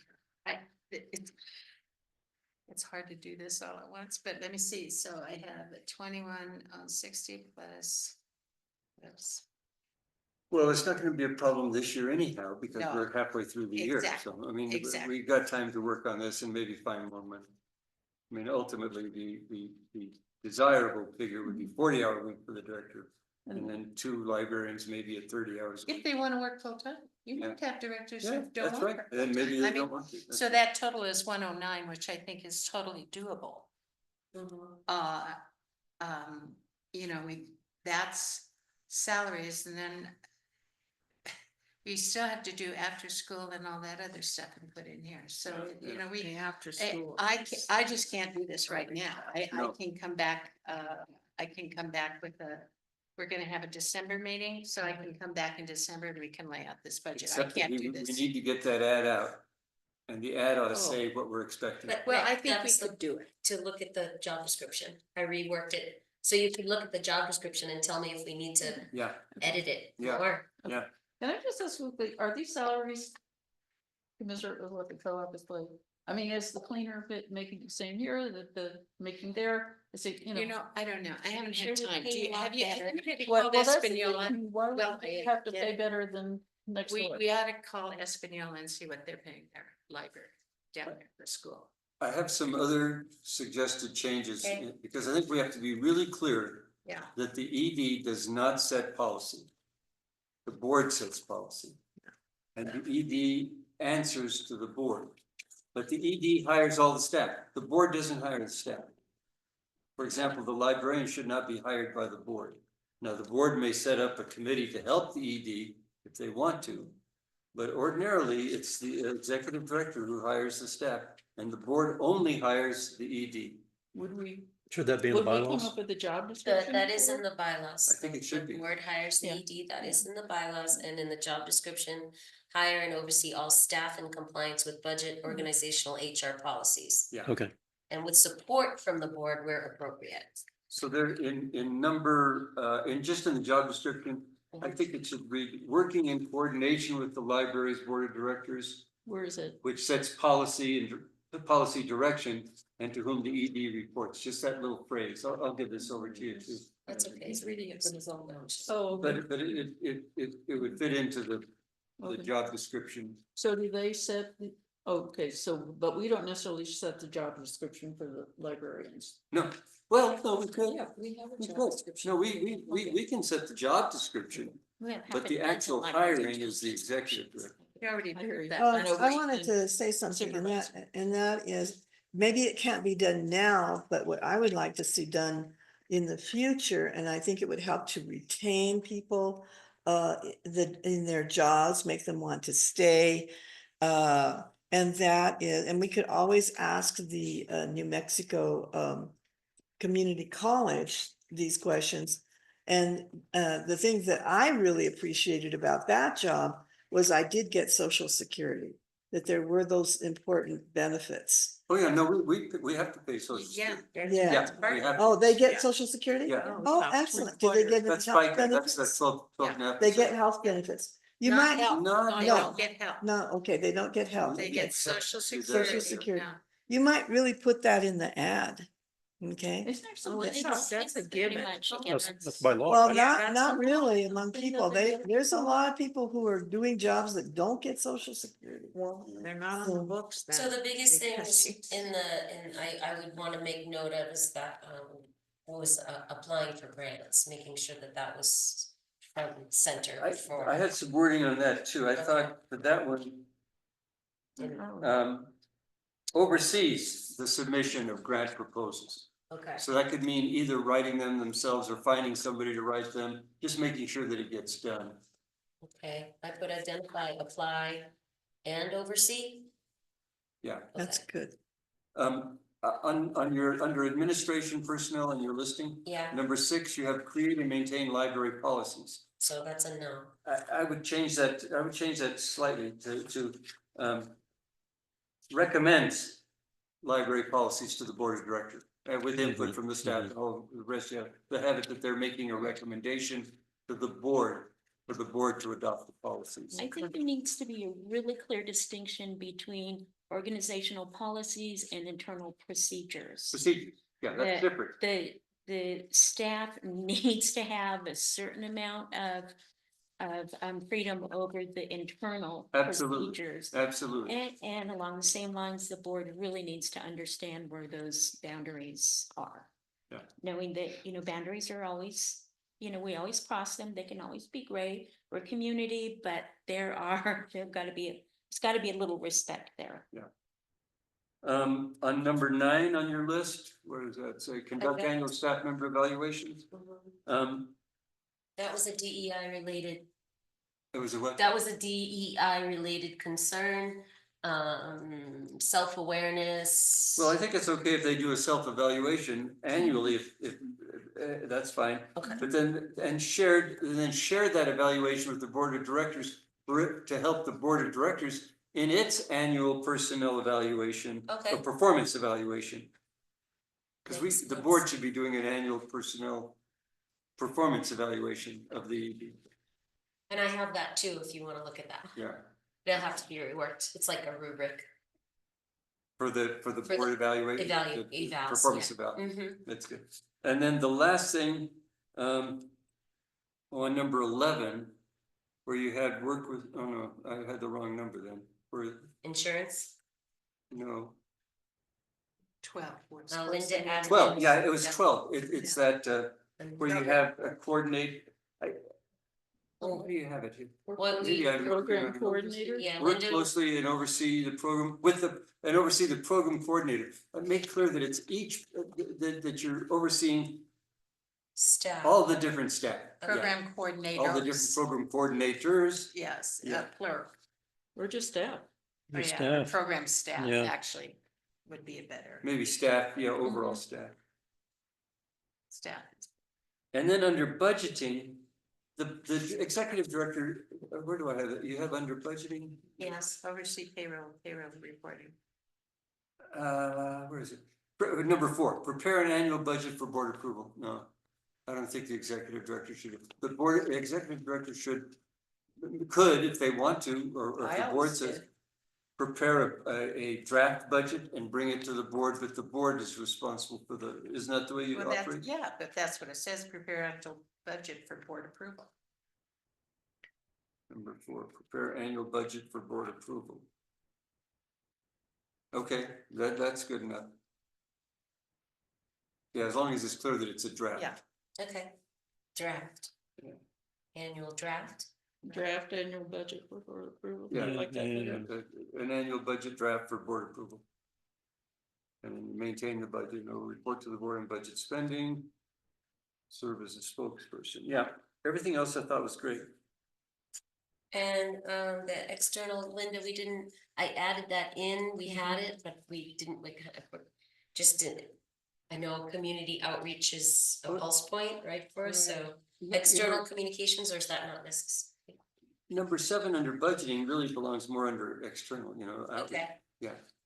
Got it. Serves as spokesperson, Yeah. maintaining open line. That goes more under external communications.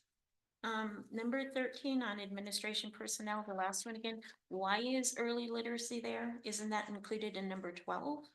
Yeah, you can delete it. Yeah. I got, Yeah. I'm tired. Yeah, you could do, erase that. Good edit. Or just add the summer reading, add those to number 12, because you have STEM and after school there already.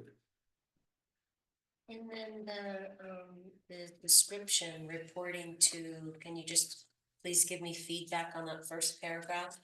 Reporting to the E EVLCC board. of Oh, yeah, directors. that's where I wanted that, Yeah, right, or I suggested that we include, I put the both because I wasn't sure then I said to be decided. the executive director Works, working as an exempt administrative professional. but get rid of. Up to 40 hours a week. Okay, But this is gonna be what we put out for recruiting purposes, so do we wanna limit it to the 30 hours we're actually funding? this is true. What do you think? I'd say 30. Yeah, because you don't since wanna we're gonna pay confuse for people. 30, we shouldn't offer this is them that true. possibility of working up to 40. The executive director has overall responsibility for administration personnel budgeting. And then Operation. add in the phrase. Working in, just add this phrase to that, working in coordination with the library board of directors. Which sets policy direction and to whom the ED reports. Mhm. What's that funny? My son's called Oh, Or you could just turn that around as responsible to the board of directors. to the director reports. Okay. Anybody have other changes they want to suggest or? And then the classification, take out any of that. I was gonna take out those bullet points there. The library science ones, yeah. Required, okay? And then the knowledge, Those are all good. okay. right. This is where you could stick in under preferred, this is where you put in that your DEI language of some sort, Okay, you know, that, has demonstrated ability in working cross-culturally or in working in, you know,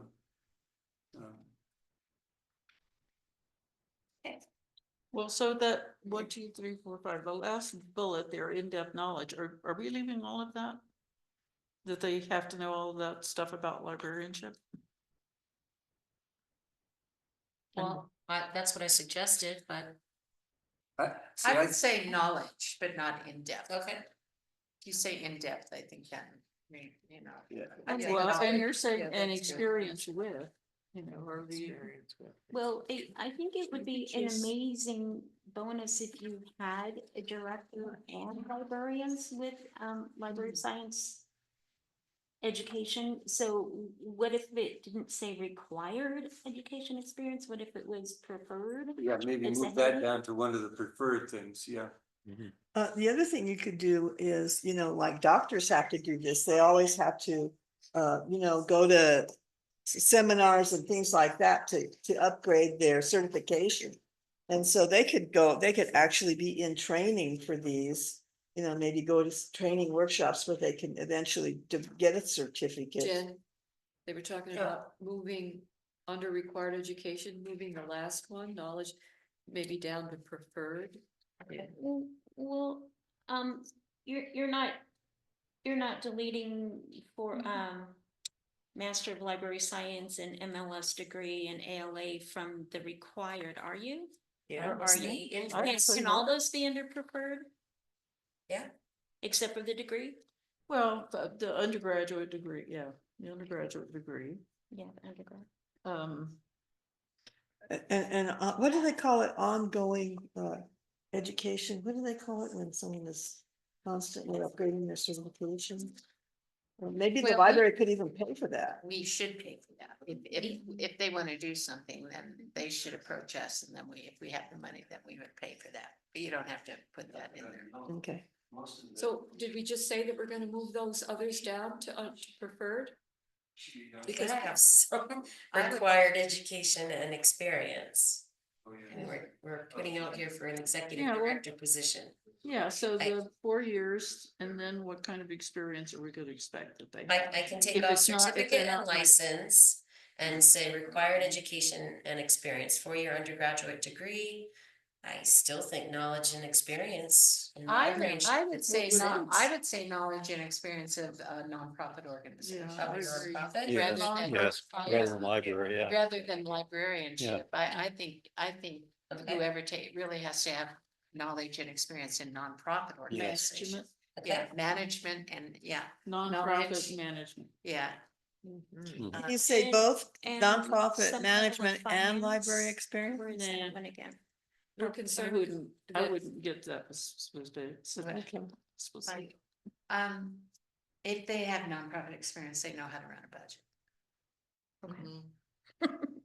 I mean, well, they should. Yeah. I mean, I would look for that in that person. knowledge of a nonprofit organization and management. So he's leading to your new boss.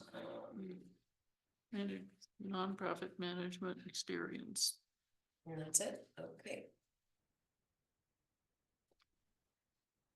But again, you're not completely deleting the possibility of an MLS, right? Or we're just putting it down. Or under you just per- moved it to preferred. I would say a 4-year undergraduate degree and a knowledge of nonprofit Mhm. management. Mhm. And could you spell out what is it MLS is? Masters of Library Science. Yeah, have Yeah. that spelled out, not. Yeah, it doesn't say MLS, I mean, Oh, okay. well, it does in Yeah. one place, but Jennifer, packets. Yeah. I think we've only had 2 librarians ever with an MLS. Or 1 director and 1. Well, there's no ALA accredited school in this state, period, that gives it a library science degree. I put So you grant could writing do skills that. in both I mean, areas. like I double- think it's double almost did that. too much to ask, but Yeah. really for this job, I would. Yeah. I would say library experience, you know, we're probably looking for somebody Well, with interest library in, experience. and interest in, and yeah, interest is important. How about Well- someone who loves libraries? Exactly. I Library recommended that you advertise on the New Mexico State Library's hitchhiker site. Yeah, I agree And with if that. you do I have there, no you problem. Advertise could everything. find, I mean, you could find people with that. Maybe, Good. maybe a librarian who's bilingual would be nice. Yeah. Well, Yeah. you know, you could have, again, under the preferred, bilingual Yeah. would be great, because that would be wonderful, yeah. So If what you is the put too timing much then on down, I'll this? just tell you, people will look at this and go, Yeah, I'm out of not here. gonna go for it. Yeah. I'm just telling you guys. Yeah. Okay. If you make it Well, let's think so high level for Yeah. $39,000 a year, Yeah, people are gonna go, are you kidding me? yeah. I mean, that's how, you know, that's how you read a resume. You Yeah. read a resume like, do I really have a chance? Yeah, Yeah, 39,000 is nothing. Yeah. for somebody Exactly. To live on. okay, so how Exactly. can we cut it out, then how can we condense this, or make it shorter, or make it a little more attractive to somebody who's Well- gonna make 39,000. I would say library experience, you know, or library and management experience, something like that. Say that again, Susan? Library and management experience. Mhm. I said nonprofit experience, you know, I just think we're going a little too high for a $40,000 a year job. Yeah, I mean, we're looking for somebody who wants to work part-time. Yeah. I'll add it and I'll get it right out to you, and you can give one more final comment. That's Okay. the let's- point, to look yeah. at it. Maybe somebody who loves reading. I wouldn't laugh about that, I'm So- serious. How about somebody who owns 2 books? Yes. So what's the timing on this now? The reason I bring this up is because Chuck had in between meetings indicated to me that we needed to move fast. Yeah. we like And, to get and, these. and I think he's right. Shirley is December is 20th. willing to hang on, hang in there. But after Christmas, you're not. It's you're not like gonna my be there. daily flogging, go ahead, one more day. So, we'll try it. so we need to get this ad out and do you have a good handle on all the places we should be running this? You would know where to run the ads, right? I have an idea, yeah, the things I emailed you, yeah. Yeah, those are good. Wait, Although I What gotta is this? say, social media would be a great place, what, Does somebody know, only along with all those other. I mean, somebody who knows how to do social media? Is that what you meant? Or No. advertise on social media? But we don't have access to our page. Oh yeah, what happened to that? Let's talk about that a little bit. Why don't we have access to our own a page? Facebook page? It's a Jenny personnel, said isn't it? that, Can we Jenny said that she, finish this? Public. So what's the goal is to have it posted by when? Regardless of all this, can we say we need to post it by, December 1st. okay. Thank you. Is that too late? If we say we posted by, Depends when you close it. Well. it's post it as soon as Thanksgiving. possible and close it by December 15th. How about that? Okay. So we just get some idea, and if we get no applicants, we'll know that either we've paid too low or we've raised the standards too high. And we can readjust if we have to. And then we have the universities, are you gonna send anything out? There's there? somebody out there. Yeah. For trying to Even- put our suggestion for $40,000 a year. I think We- it's a good deal. You would think so. Let's hope. Let's hope. I mean, adjunct faculty at Northern, they make about 3,000 a class, so I just want to tell you, these are people with masters and PhDs, Mhm. you know? So I'm just, I mean, I'm really against that, but that's what it is. Mm-hmm. So I bet you there would be faculty at Northern who would take a look at it. Yeah, I think there would. and even Especially if at it starts South at 11, they UNM, could teach an yeah. 8 o'clock class and come over here and do the library. Mm. Okay, so, are we finished with the job description and the? Well, I just have two things. The down at the bottom, proactive leader with a record of professional engagement. I don't see that as being relevant. At all. Professional mentor engagement tenure and track in college, contributions well yeah. positioned to support Yeah. and mentor tenure track in college, library faculty and Yeah, staff. take that. Well, And also, yeah, let me just ask, what are we actually posting? We wouldn't be posting that in any case, right? That's just a guidance for us. Yeah, this was just a guidance, a classification summary for us, more up at the top though, up at the top, it says target hour salary, we'll have to fix that. Commensurate with qualifications and experience, take out the standard work schedule and make it say the exempt notification. Some websites, they want you to have this, they want you to have this information. Hmm.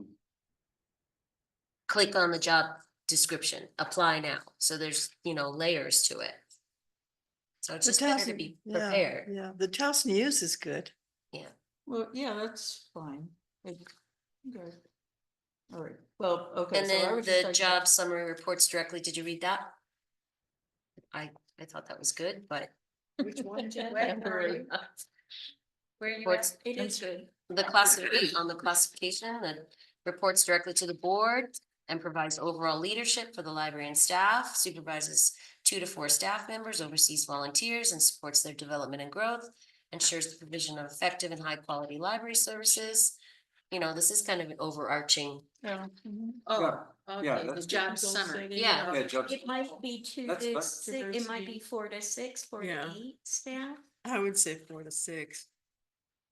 Yeah, Okay. increase the number of staff. Yeah. It might be 8, And- including after school. demonstrates a commitment to, here's my DEI, demonstrates a commitment to advancing diversity, equity, and inclusion as a foundation Yeah, for that's good. institutional excellence.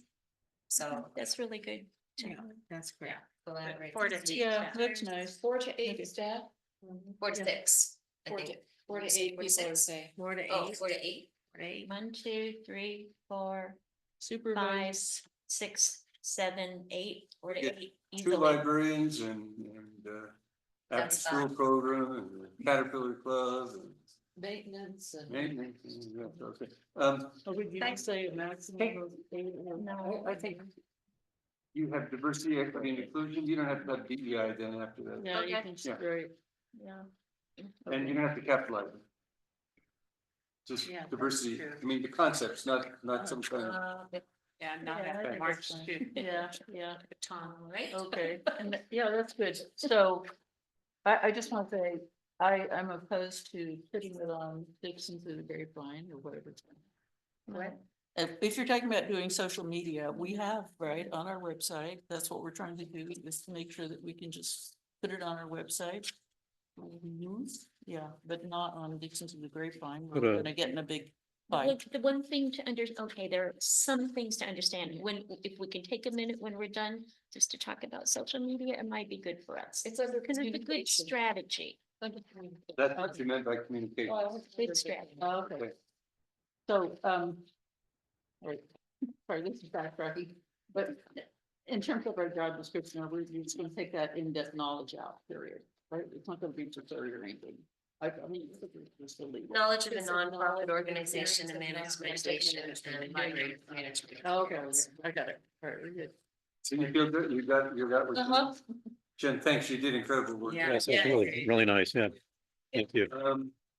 Okay, so now we're talking about new business. Library position, Oh, the library position, but no, she's already interviewing for that. we're interviewing, she's, yeah, an after school program for, do you want to say anything? No. We're interviewing our last 2 librarian Applicants. applicants. Do we have and to we've have that? Interviewed more than we needed to. And we'll also interview our prime after school program tomorrow, and he is bilingual, Great. Okay. whatever. And so the idea there is that both of them would start when? as soon as possible. Okay. New business, board vacancies, we filled one. We have, anybody have any other suggestions? Remember I had asked you to kind of tell me some ideas? Well, I have one suggestion, but I haven't asked her yet. Yeah. And that's Yolanda Jaramillo.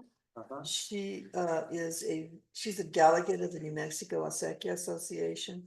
And she is completely knowledgeable about nonprofit organizations and budgets. She does the budget for the New Mexico. Where she lives, here? She's from here. Yeah, Yeah. good. Why don't you talk to her? I will. She Sound has right. been asked. Anybody She- else have She's other Levi's ideas? sister. She's Levi's Oh, she's sister. Levi Romero's They're sister? cousins. Yeah, we're cousins. Yeah, that's They're our great. cousins. Yeah, they are cousins. You guys are cousins? Yeah, we're cousins. Okay, so, There's nothing to say that we have to have 12. no, that's right. Oh, We're just up to. And actually, what we were thinking of was, Seven, Nine. we had put that in the. that was, bylaws. oh yeah, now, Seven. I'm glad I had forgotten about that. Yeah, Good. Susan's recommendation is we drop down to 7. yes. Yeah. I like that. I I'd say no. I said 9. I was gonna say 9. I'll go with 9. 7 is just a little Nine. too small. What do you need for a quorum? What's a healthy quorum? Well, Because if we don't you have have that- you have 7, 4 is a quorum, and That's why it's If you too have small, nine, 9, 5 is okay, Okay. how about changing that one to 9? Yeah. Yeah. nine. up to 9. Okay, I'm glad that came up. But the idea that you would have board members in mind was to take, some of us had agreed you could be on this board on an interim basis until things stabilize. And so that's why Susan went out and got Darren so fast. Was stable. So be keeping that in mind. Plus you'll have a new ED, then you'll be really stable. And we want you to stay on. Now, this may be another issue that gets raised at the special meeting when we talk about the new bylaws. People may say, well, you're changing that from 12 to 9, you're just consolidating powers. We just need to be able to address why we're talking about it. And the issue there is just, it's unreal. Fraction. Really. We're actually down to 9 now, and Yeah. it's a pretty good working number. But 7, I think we're better at 9, so, yeah, okay. yeah. I was thinking of a couple of people that are parents, but I haven't talked to them and I don't really know. And I just like the concept of younger person with kids and how are we gonna do this? And, Yeah, yeah. You No, know, because it's true. complicated for them and, but it's good for us to Yeah. have, It would be good, you're right. yeah. Okay, moving right along then, new business, Linda and Chuck talking about the library as an educational hub. Are you looking at me? Yeah. What's that all about? Well, do you want to say something? Well, I mean, Linda and I had this conversation the other day, and it's kind of the net of it for me is we need to continually think about ways to make the library relevant. If the Yeah. library is relevant to people and useful, then that will, the more useful it is, the less heat it's gonna get. Yeah. And so I just think there should be a continual brainstorming process among board members and among the community. So, one thing I'm thinking of, well, I look right over there, there's a suggestion box, and maybe we could encourage people to use the suggestion box. I'm willing They do, to. they put money in it. That's even better. That's because you Um, got me the donation I box. will volunteer to make an electronic suggestion box to go on the webpage. That's a good idea. And that I actually know how to do that. And so that there was, no grand and glorious plans here, just the notion of, here's an idea. It's just an idea. We've got all these people around Dixon with all these amazing skills. I'm always amazed when I meet a new person. My God, what did this person do?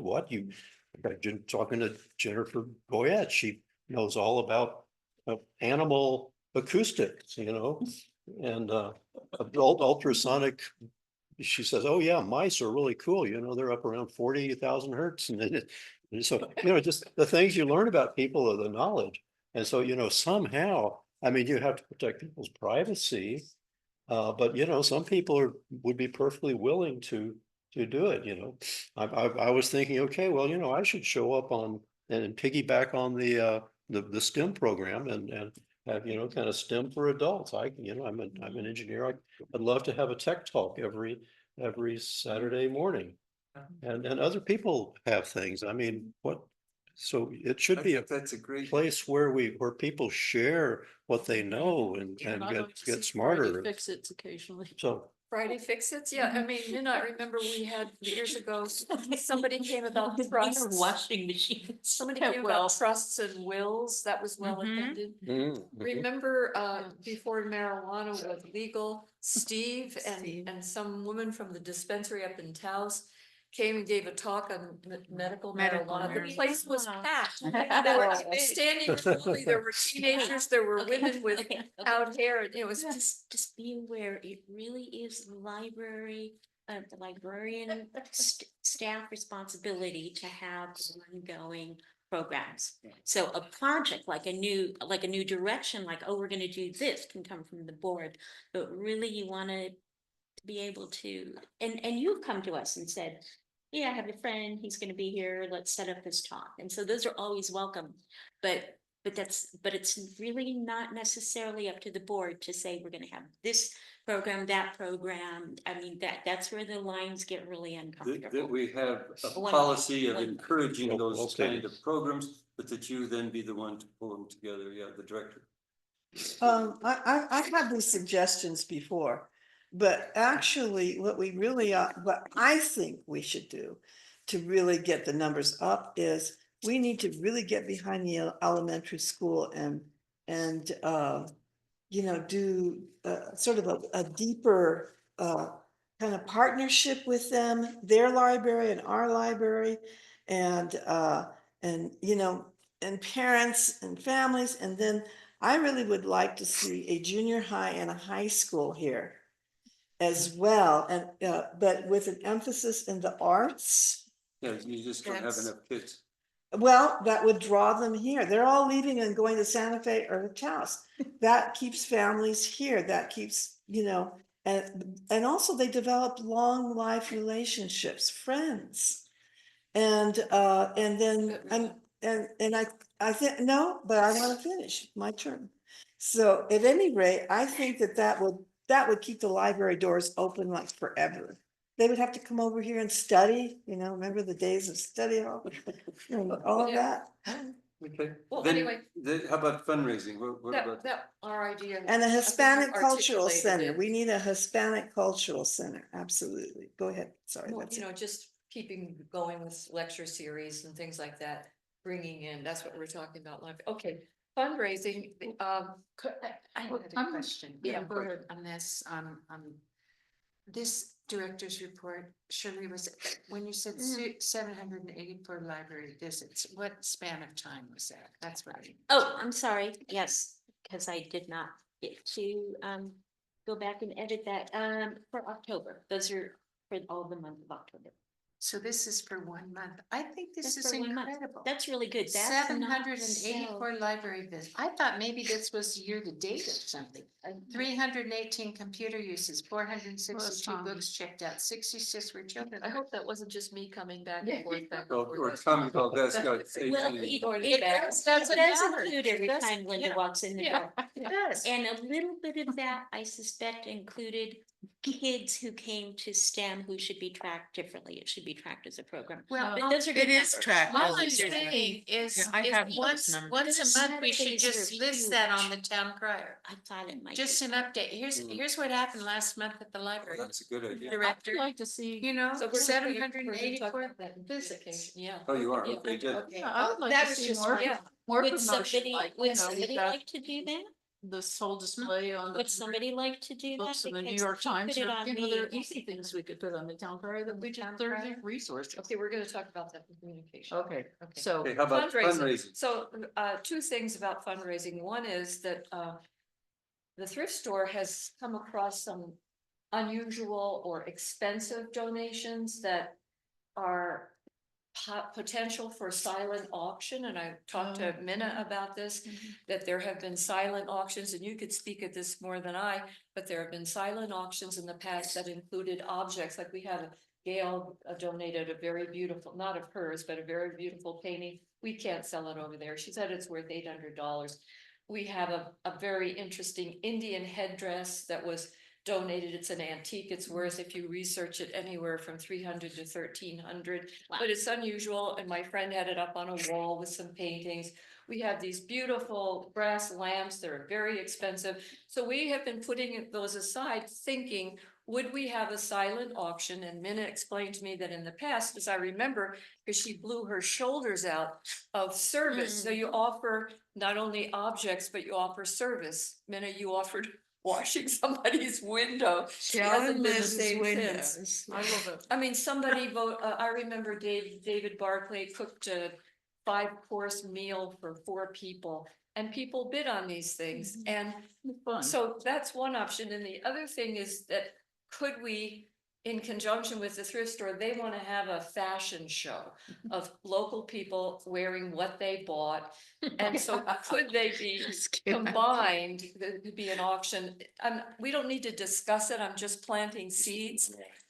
Minna said you made 9,000 or 6,000? No, 6,000. Both times we made 6,000. So in With the the silent spring, auction. with a silent auction. And Well, it was actually, it was a combination of a silent auction and a live auction, which was really fun because we Yeah. had a guy from El Rito come, a real auctioneer. yeah, And that was, we had Dee Finney there and she probably a sixth of what we made, she bought, yeah. So We're Defin would gonna make definitely her be stay there. her. But anyway, should the Sorry, thrift Dee. store just keep collecting some of these interesting things and with the intention that maybe we'd have in the spring an auction and fashion I show? think that's a brilliant idea. Okay. Fun Yeah, it's idea. possible. I mean, it's not too onerous to do that, yeah. Well, once we get that Where- closet over there, we're gonna put away the fancy things in there.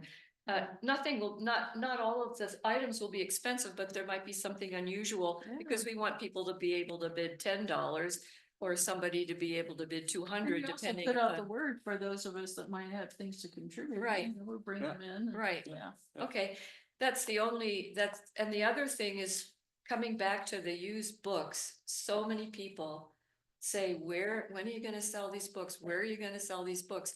I just want to keep that in our minds. Where could there be a building? Where could we add on to something? How can we? Because it requires collecting the books, right? And having a place to store them, so it's not like you can just pile them up, but people are calling for that used book. And Sale. as soon as you do that, you'll have people saying, we've already discussed it tonight. We really need the volunteers to go through books, Yeah, look them up, see what's valuable. So that brings up the issue of Friends of the Library. And in Albuquerque, Yeah, very good. it's very well established and they have a whole part of the library down below where you go And they're down and usually- certain hours of the day, you can buy books down there, used books or CDs or DVDs or whatever.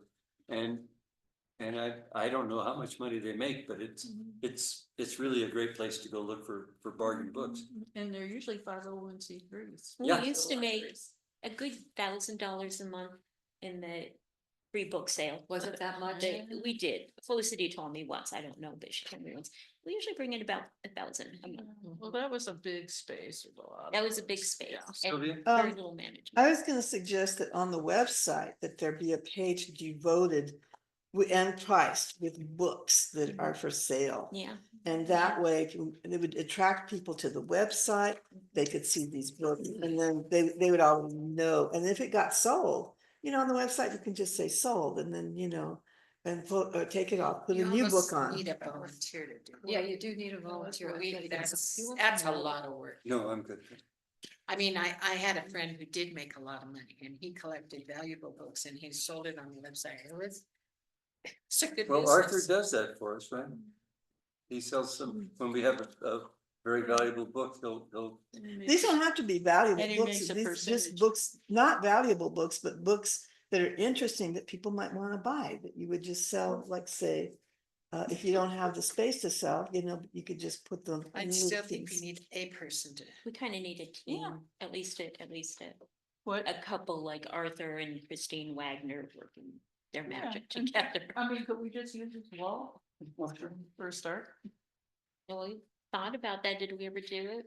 We What's have that? had indoor books for sale here before, Yeah. but Okay, it's a lot. last thing on the new business was communication, which gets us to the website. Okay.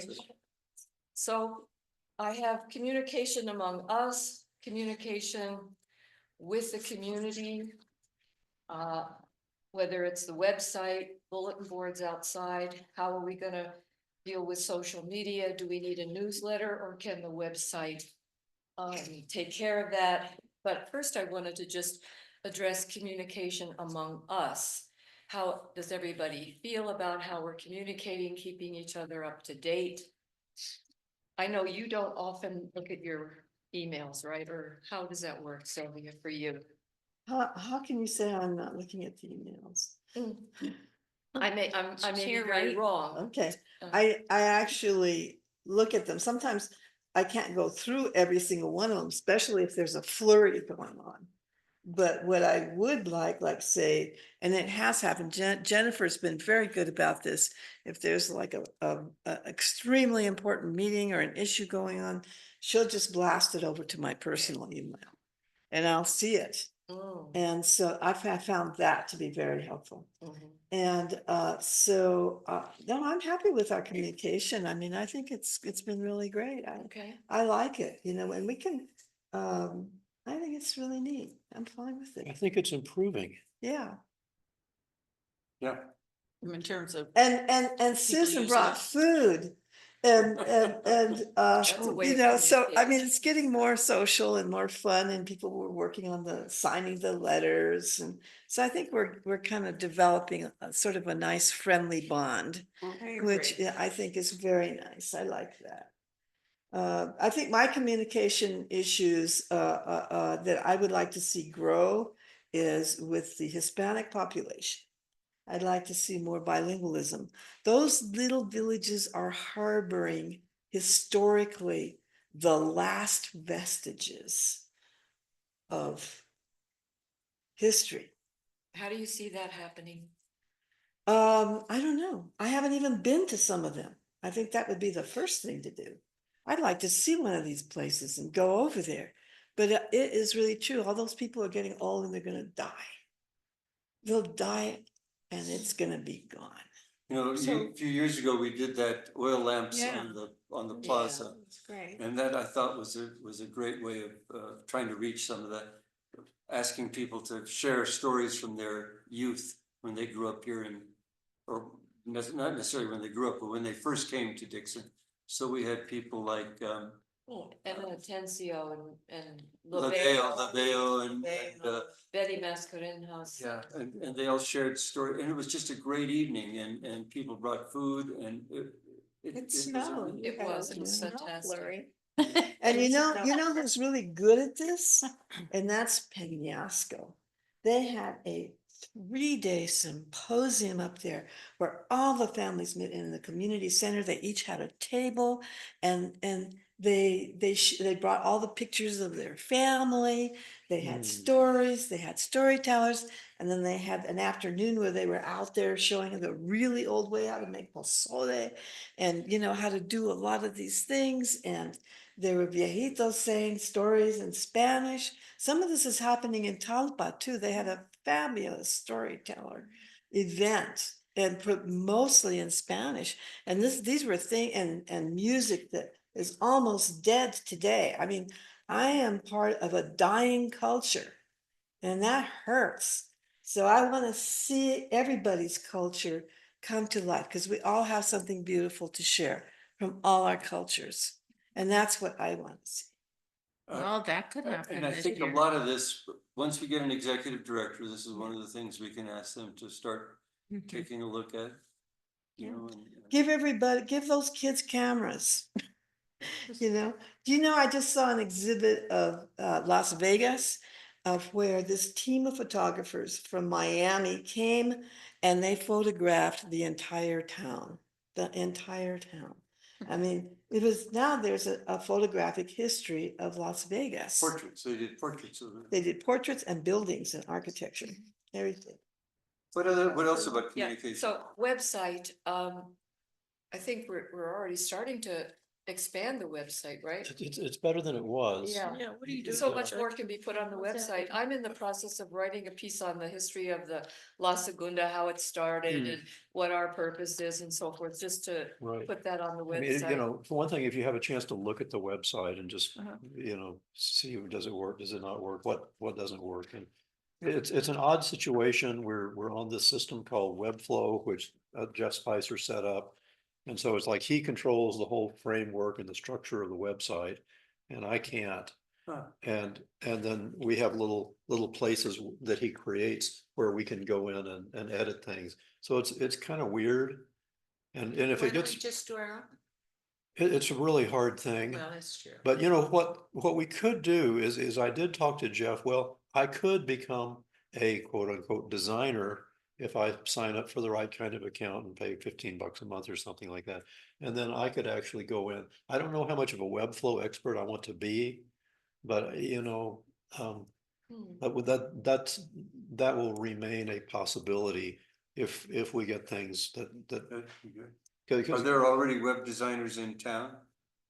Are there people with those skills already that we? Jeff is one. yeah, He doesn't live here though. Jeff. no, well, he did, but he doesn't. now. does. He's I thought he had- he's up the hill now. so. Jeff is back. I No, know. he's not. Jim Spicer, he lives up in. Lloyd. Yeah, He- between Doesn't he Penobscot. have a? Halfway to a- Penasco, you know. I thought he had a studio He in does have a Rinconada. studio in Rinconada. Oh, does he? Yeah, Yeah, he's back behind the Oh. EV. He has a studio. Okay. we're the, Embudo Valley. I only talked to him with email, so. Yeah, yeah, he's right there. Well, We if need you to ever wanna programs do here. that- No, I think it, you know, the website to me is very, very important. And part of it, I think, is directing people to the website, you Yeah, know, so that we they wanna know do that. that that's where information is. And if we can use whatever vehicle we have to keep doing that, I think that'd be great because for us, and I think this is true of major libraries, they pretty much use their websites. You know, and they may have a social media account or whatever, and they have it posted on their website. But, you know, I just think somehow having that as our major vehicle is great. And it's just a matter of making sure that people get to it, you know, and go to it. Well, And that we have a lot of That's something visuals. we ought to think about paint. If you want that done right. You know, as soon as, the problem with the website, as soon as you put it up, there's something wrong. You know, Mm. so you really have to have people who Maintain. maintain it and keep it up to date and do all this stuff. And, you know, until I hired a designer and a website, a person who was responsible for that, we never had a good website of the foundation. Then it got to be too much. I mean, then I had to tell everybody, just shut up a little bit, you know, stop overloading this person with work because they were. But if you want that, that's, you know, even part-time or, you know, we could pay you for that too, Chuck. I mean, that is a lot of work, you know, nobody appreciates, it's kind of like the old telephone book. As soon as you put it out, it's wrong. Well, You yeah, know, I well, mean, you know, maybe I've we been won't- going in and doing stuff. Jen goes in and does stuff. And we try not to stomp on each other too much. I want to suggest something, and this is an educational thing. It would be good for the economics of the valley and for the library. And that is, we need a training program of in technology where you're training people to do great these young kids who do great websites. We need 2 programs, one just for even one computer each. You don't have to put them on every computer. And that is InDesign and what is it called? The other Photoshop. Those 2 I programs. think we had this We- discussion yeah, at the last yeah, meeting. yeah. I have to No, keep doing that Photoshop is because kind of- what I Photoshop contribute is a falls through the cracks. So I will keep bringing It's these things up. obsolete and The another reason stuff. the reason you want Photoshop is because many people want to know how to fix their old photographs. Well, that leads to family history. That leads to bringing up the whole question of saving the history, okay? think we have that Do you have on one anything of else? our computers. A really professional one, a really good one, where if you get an artist who comes in here and wants to work on it, I see an and event. for training, we need that. When you and- say family history, I see an event, I see some of these people that really know how to do that, to come in and Yeah, say, that's- I'm gonna show you a little bit about how That you can can be do this. some of for your our, family share the history. knowledge, Absolutely, right? share the Yeah. knowledge thing, and then InDesign is fabulous because you can use InDesign to do newsletters. And for people to communicate, and wonderful things with merging photography and with words and events. So I That think, might be something that Linda was suggesting that Steve Cox might be able to bring in somebody. You who might know somebody from the would university, do anyway, A community event on that for people who want to come and a learn. training, some. and having it available. Let's wrap up this Okay. So communication. social media is the other thing. What are we gonna do? How are we gonna use social media? Could you speak a little bit about how we don't have our Facebook, or what don't we have? I can, and more than that. Okay, so we're all concerned about conflict on Dixon through the grapevine or whatever, but we don't have to Respond. participate Yeah. on that site to have our own healthy I social totally media agree. page. And we have not been able to get it back. I don't know if you know this, but Facebook, it's not like you can call them up and say, hey, I want my account back. Right. They are about as unresponsive as can be, right? But I've contacted, Minna and I and Felicity and Rachel and Jenny and, former staff. We can't seem to figure out who has admin to add us as admin or one of you as admin so that we can own our own page back. Whether we even use it or not, we want it. Can you post to it? You can't even post to it now? Oh, I could- October 5th, the Megan Dixon.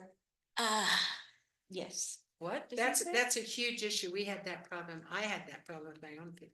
And we had to, so I paid somebody to do it and then they had a subcontractor and then they left town.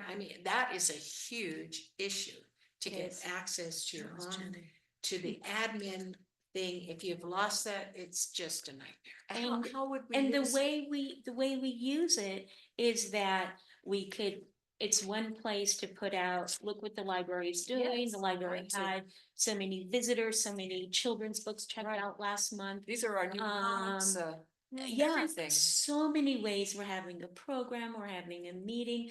And what happens is I forgot that number again. Do we have like over 1,000 followers or something? What is it? I don't know. But what happens is if we say something on our page, one of those followers will share on the grapevine, and then they'll be going, oh, cool, look what the library is doing. And there doesn't have to be any negativity about it. So it's a good strategy. I just don't know.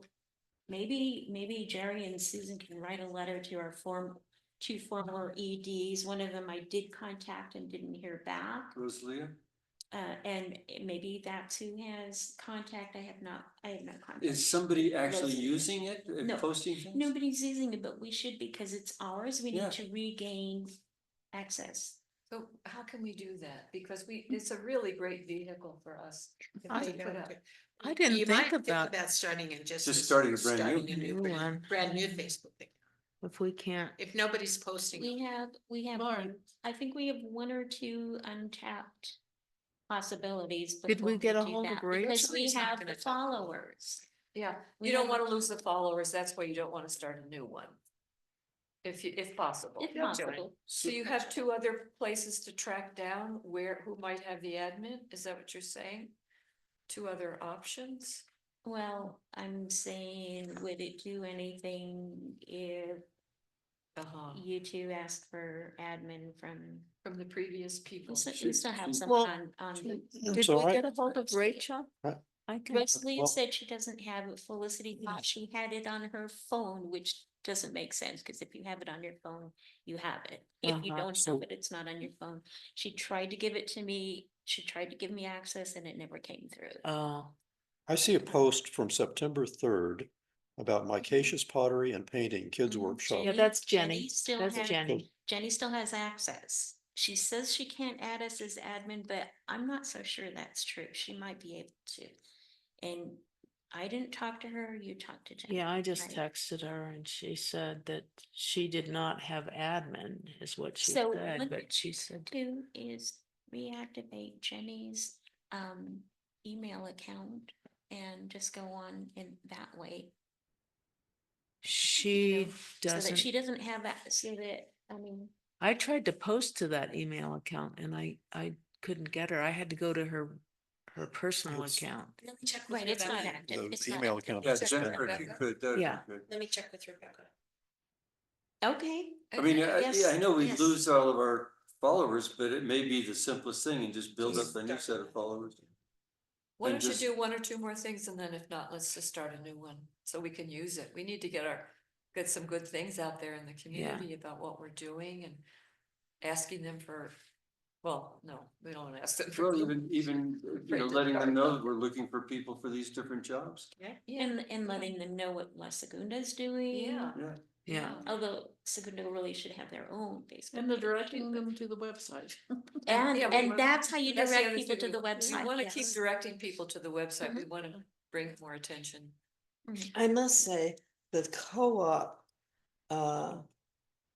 well, I really feel like there should be, and the Segunda is very good about that. You go in there, you buy something, and they often give you this little piece of paper of what's gonna be happening at La Segunda, you know, or sales or things like that. So you're taking something with you. What would be very nice is if they had a little piece of paper about the library and about the website and some info about the library and handing them that. And then over at the store, you know, at the co-op, I think they really need to do something much more creative with the whole book section they have there. I mean, it's sort of in the back, in the corner, doesn't look very inviting. It could look much more Okay, inviting. let- And then have little. We're going on also- 3.5 also- hours right Yeah, now. I know, I'm almost done. Having little papers also telling people to come to the library. Good idea. Okay. Anything else? No. Jen, you let us know what you find out and if not, who would start a new who would start a new Facebook? Would you, Shirley? And I just want to know what platforms do we have open right now that we're actively using? Well, it's really interesting that we're not using any, but as soon as I emailed Annette, there was sudden activity on X and sudden activity on Instagram. So I suspect what happened was that Annette contacted someone else and they went, well, let's figure out what social media we still have control of. Yeah. So this was our mistake when we just said no social media, because we didn't grab it when we might have. Do we have something on X? I didn't know that. And Instagram, okay.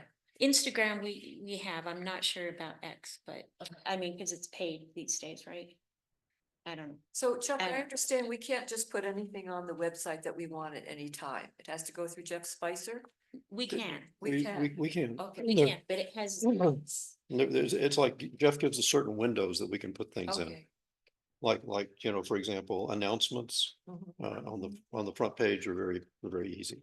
Whose job would that be? And there are- whose job There are description? limitations. If I start working on something and I don't know how to finish it, then if Jen has to post board minutes or something, I can't, I don't know how to delete mine. She doesn't know how to override mine so she can post what she has to post. So it's like, there's this One at a time. conversation going, yeah. Like, oh, you left something unpublished on the website. Yeah, I know, I'm not sure. How to Okay, we post have public those. comment. Anybody on the, Anybody still awake over there? Lana? Hi, Alana. Lana, you want to make a public comment? I think she went to sleep. She's one of She's our asleep. treasured volunteers. God bless her. Okay, no public comments. Let's give her just a little time. Chat, there's something on chat. I did that. I asked Oh, her. you did that. I Oh. just asked her if she would. Point of view, will be great. But there was a comment. Yeah. So we're having executive session. No, we don't have one. I do, yeah, okay, I had a whole bunch of stuff. Okay, I can see what we don't need, but there's we're gonna something do we have to executive talk. session. Oh, I'm sorry. Okay, I need Okay, to, no, Okay. it just brought up. Yeah. Are we cool now if we're doing it? Just Okay, so now we're going into executive session. I will stop the recording. Oh, no, before we go into that, the next board meeting, do we want to try to squeeze a December meeting in? I think we need to. Yeah. I think it's a good idea. I suggest Thursday the 19th. Okay, Does that work for everybody else? Yep. Be looking. At 6 PM or 5 PM? What? 6 is our usual time. We just did 5. we did 5 today, Signed Yeah. letters. so we can get off early. What time should it be?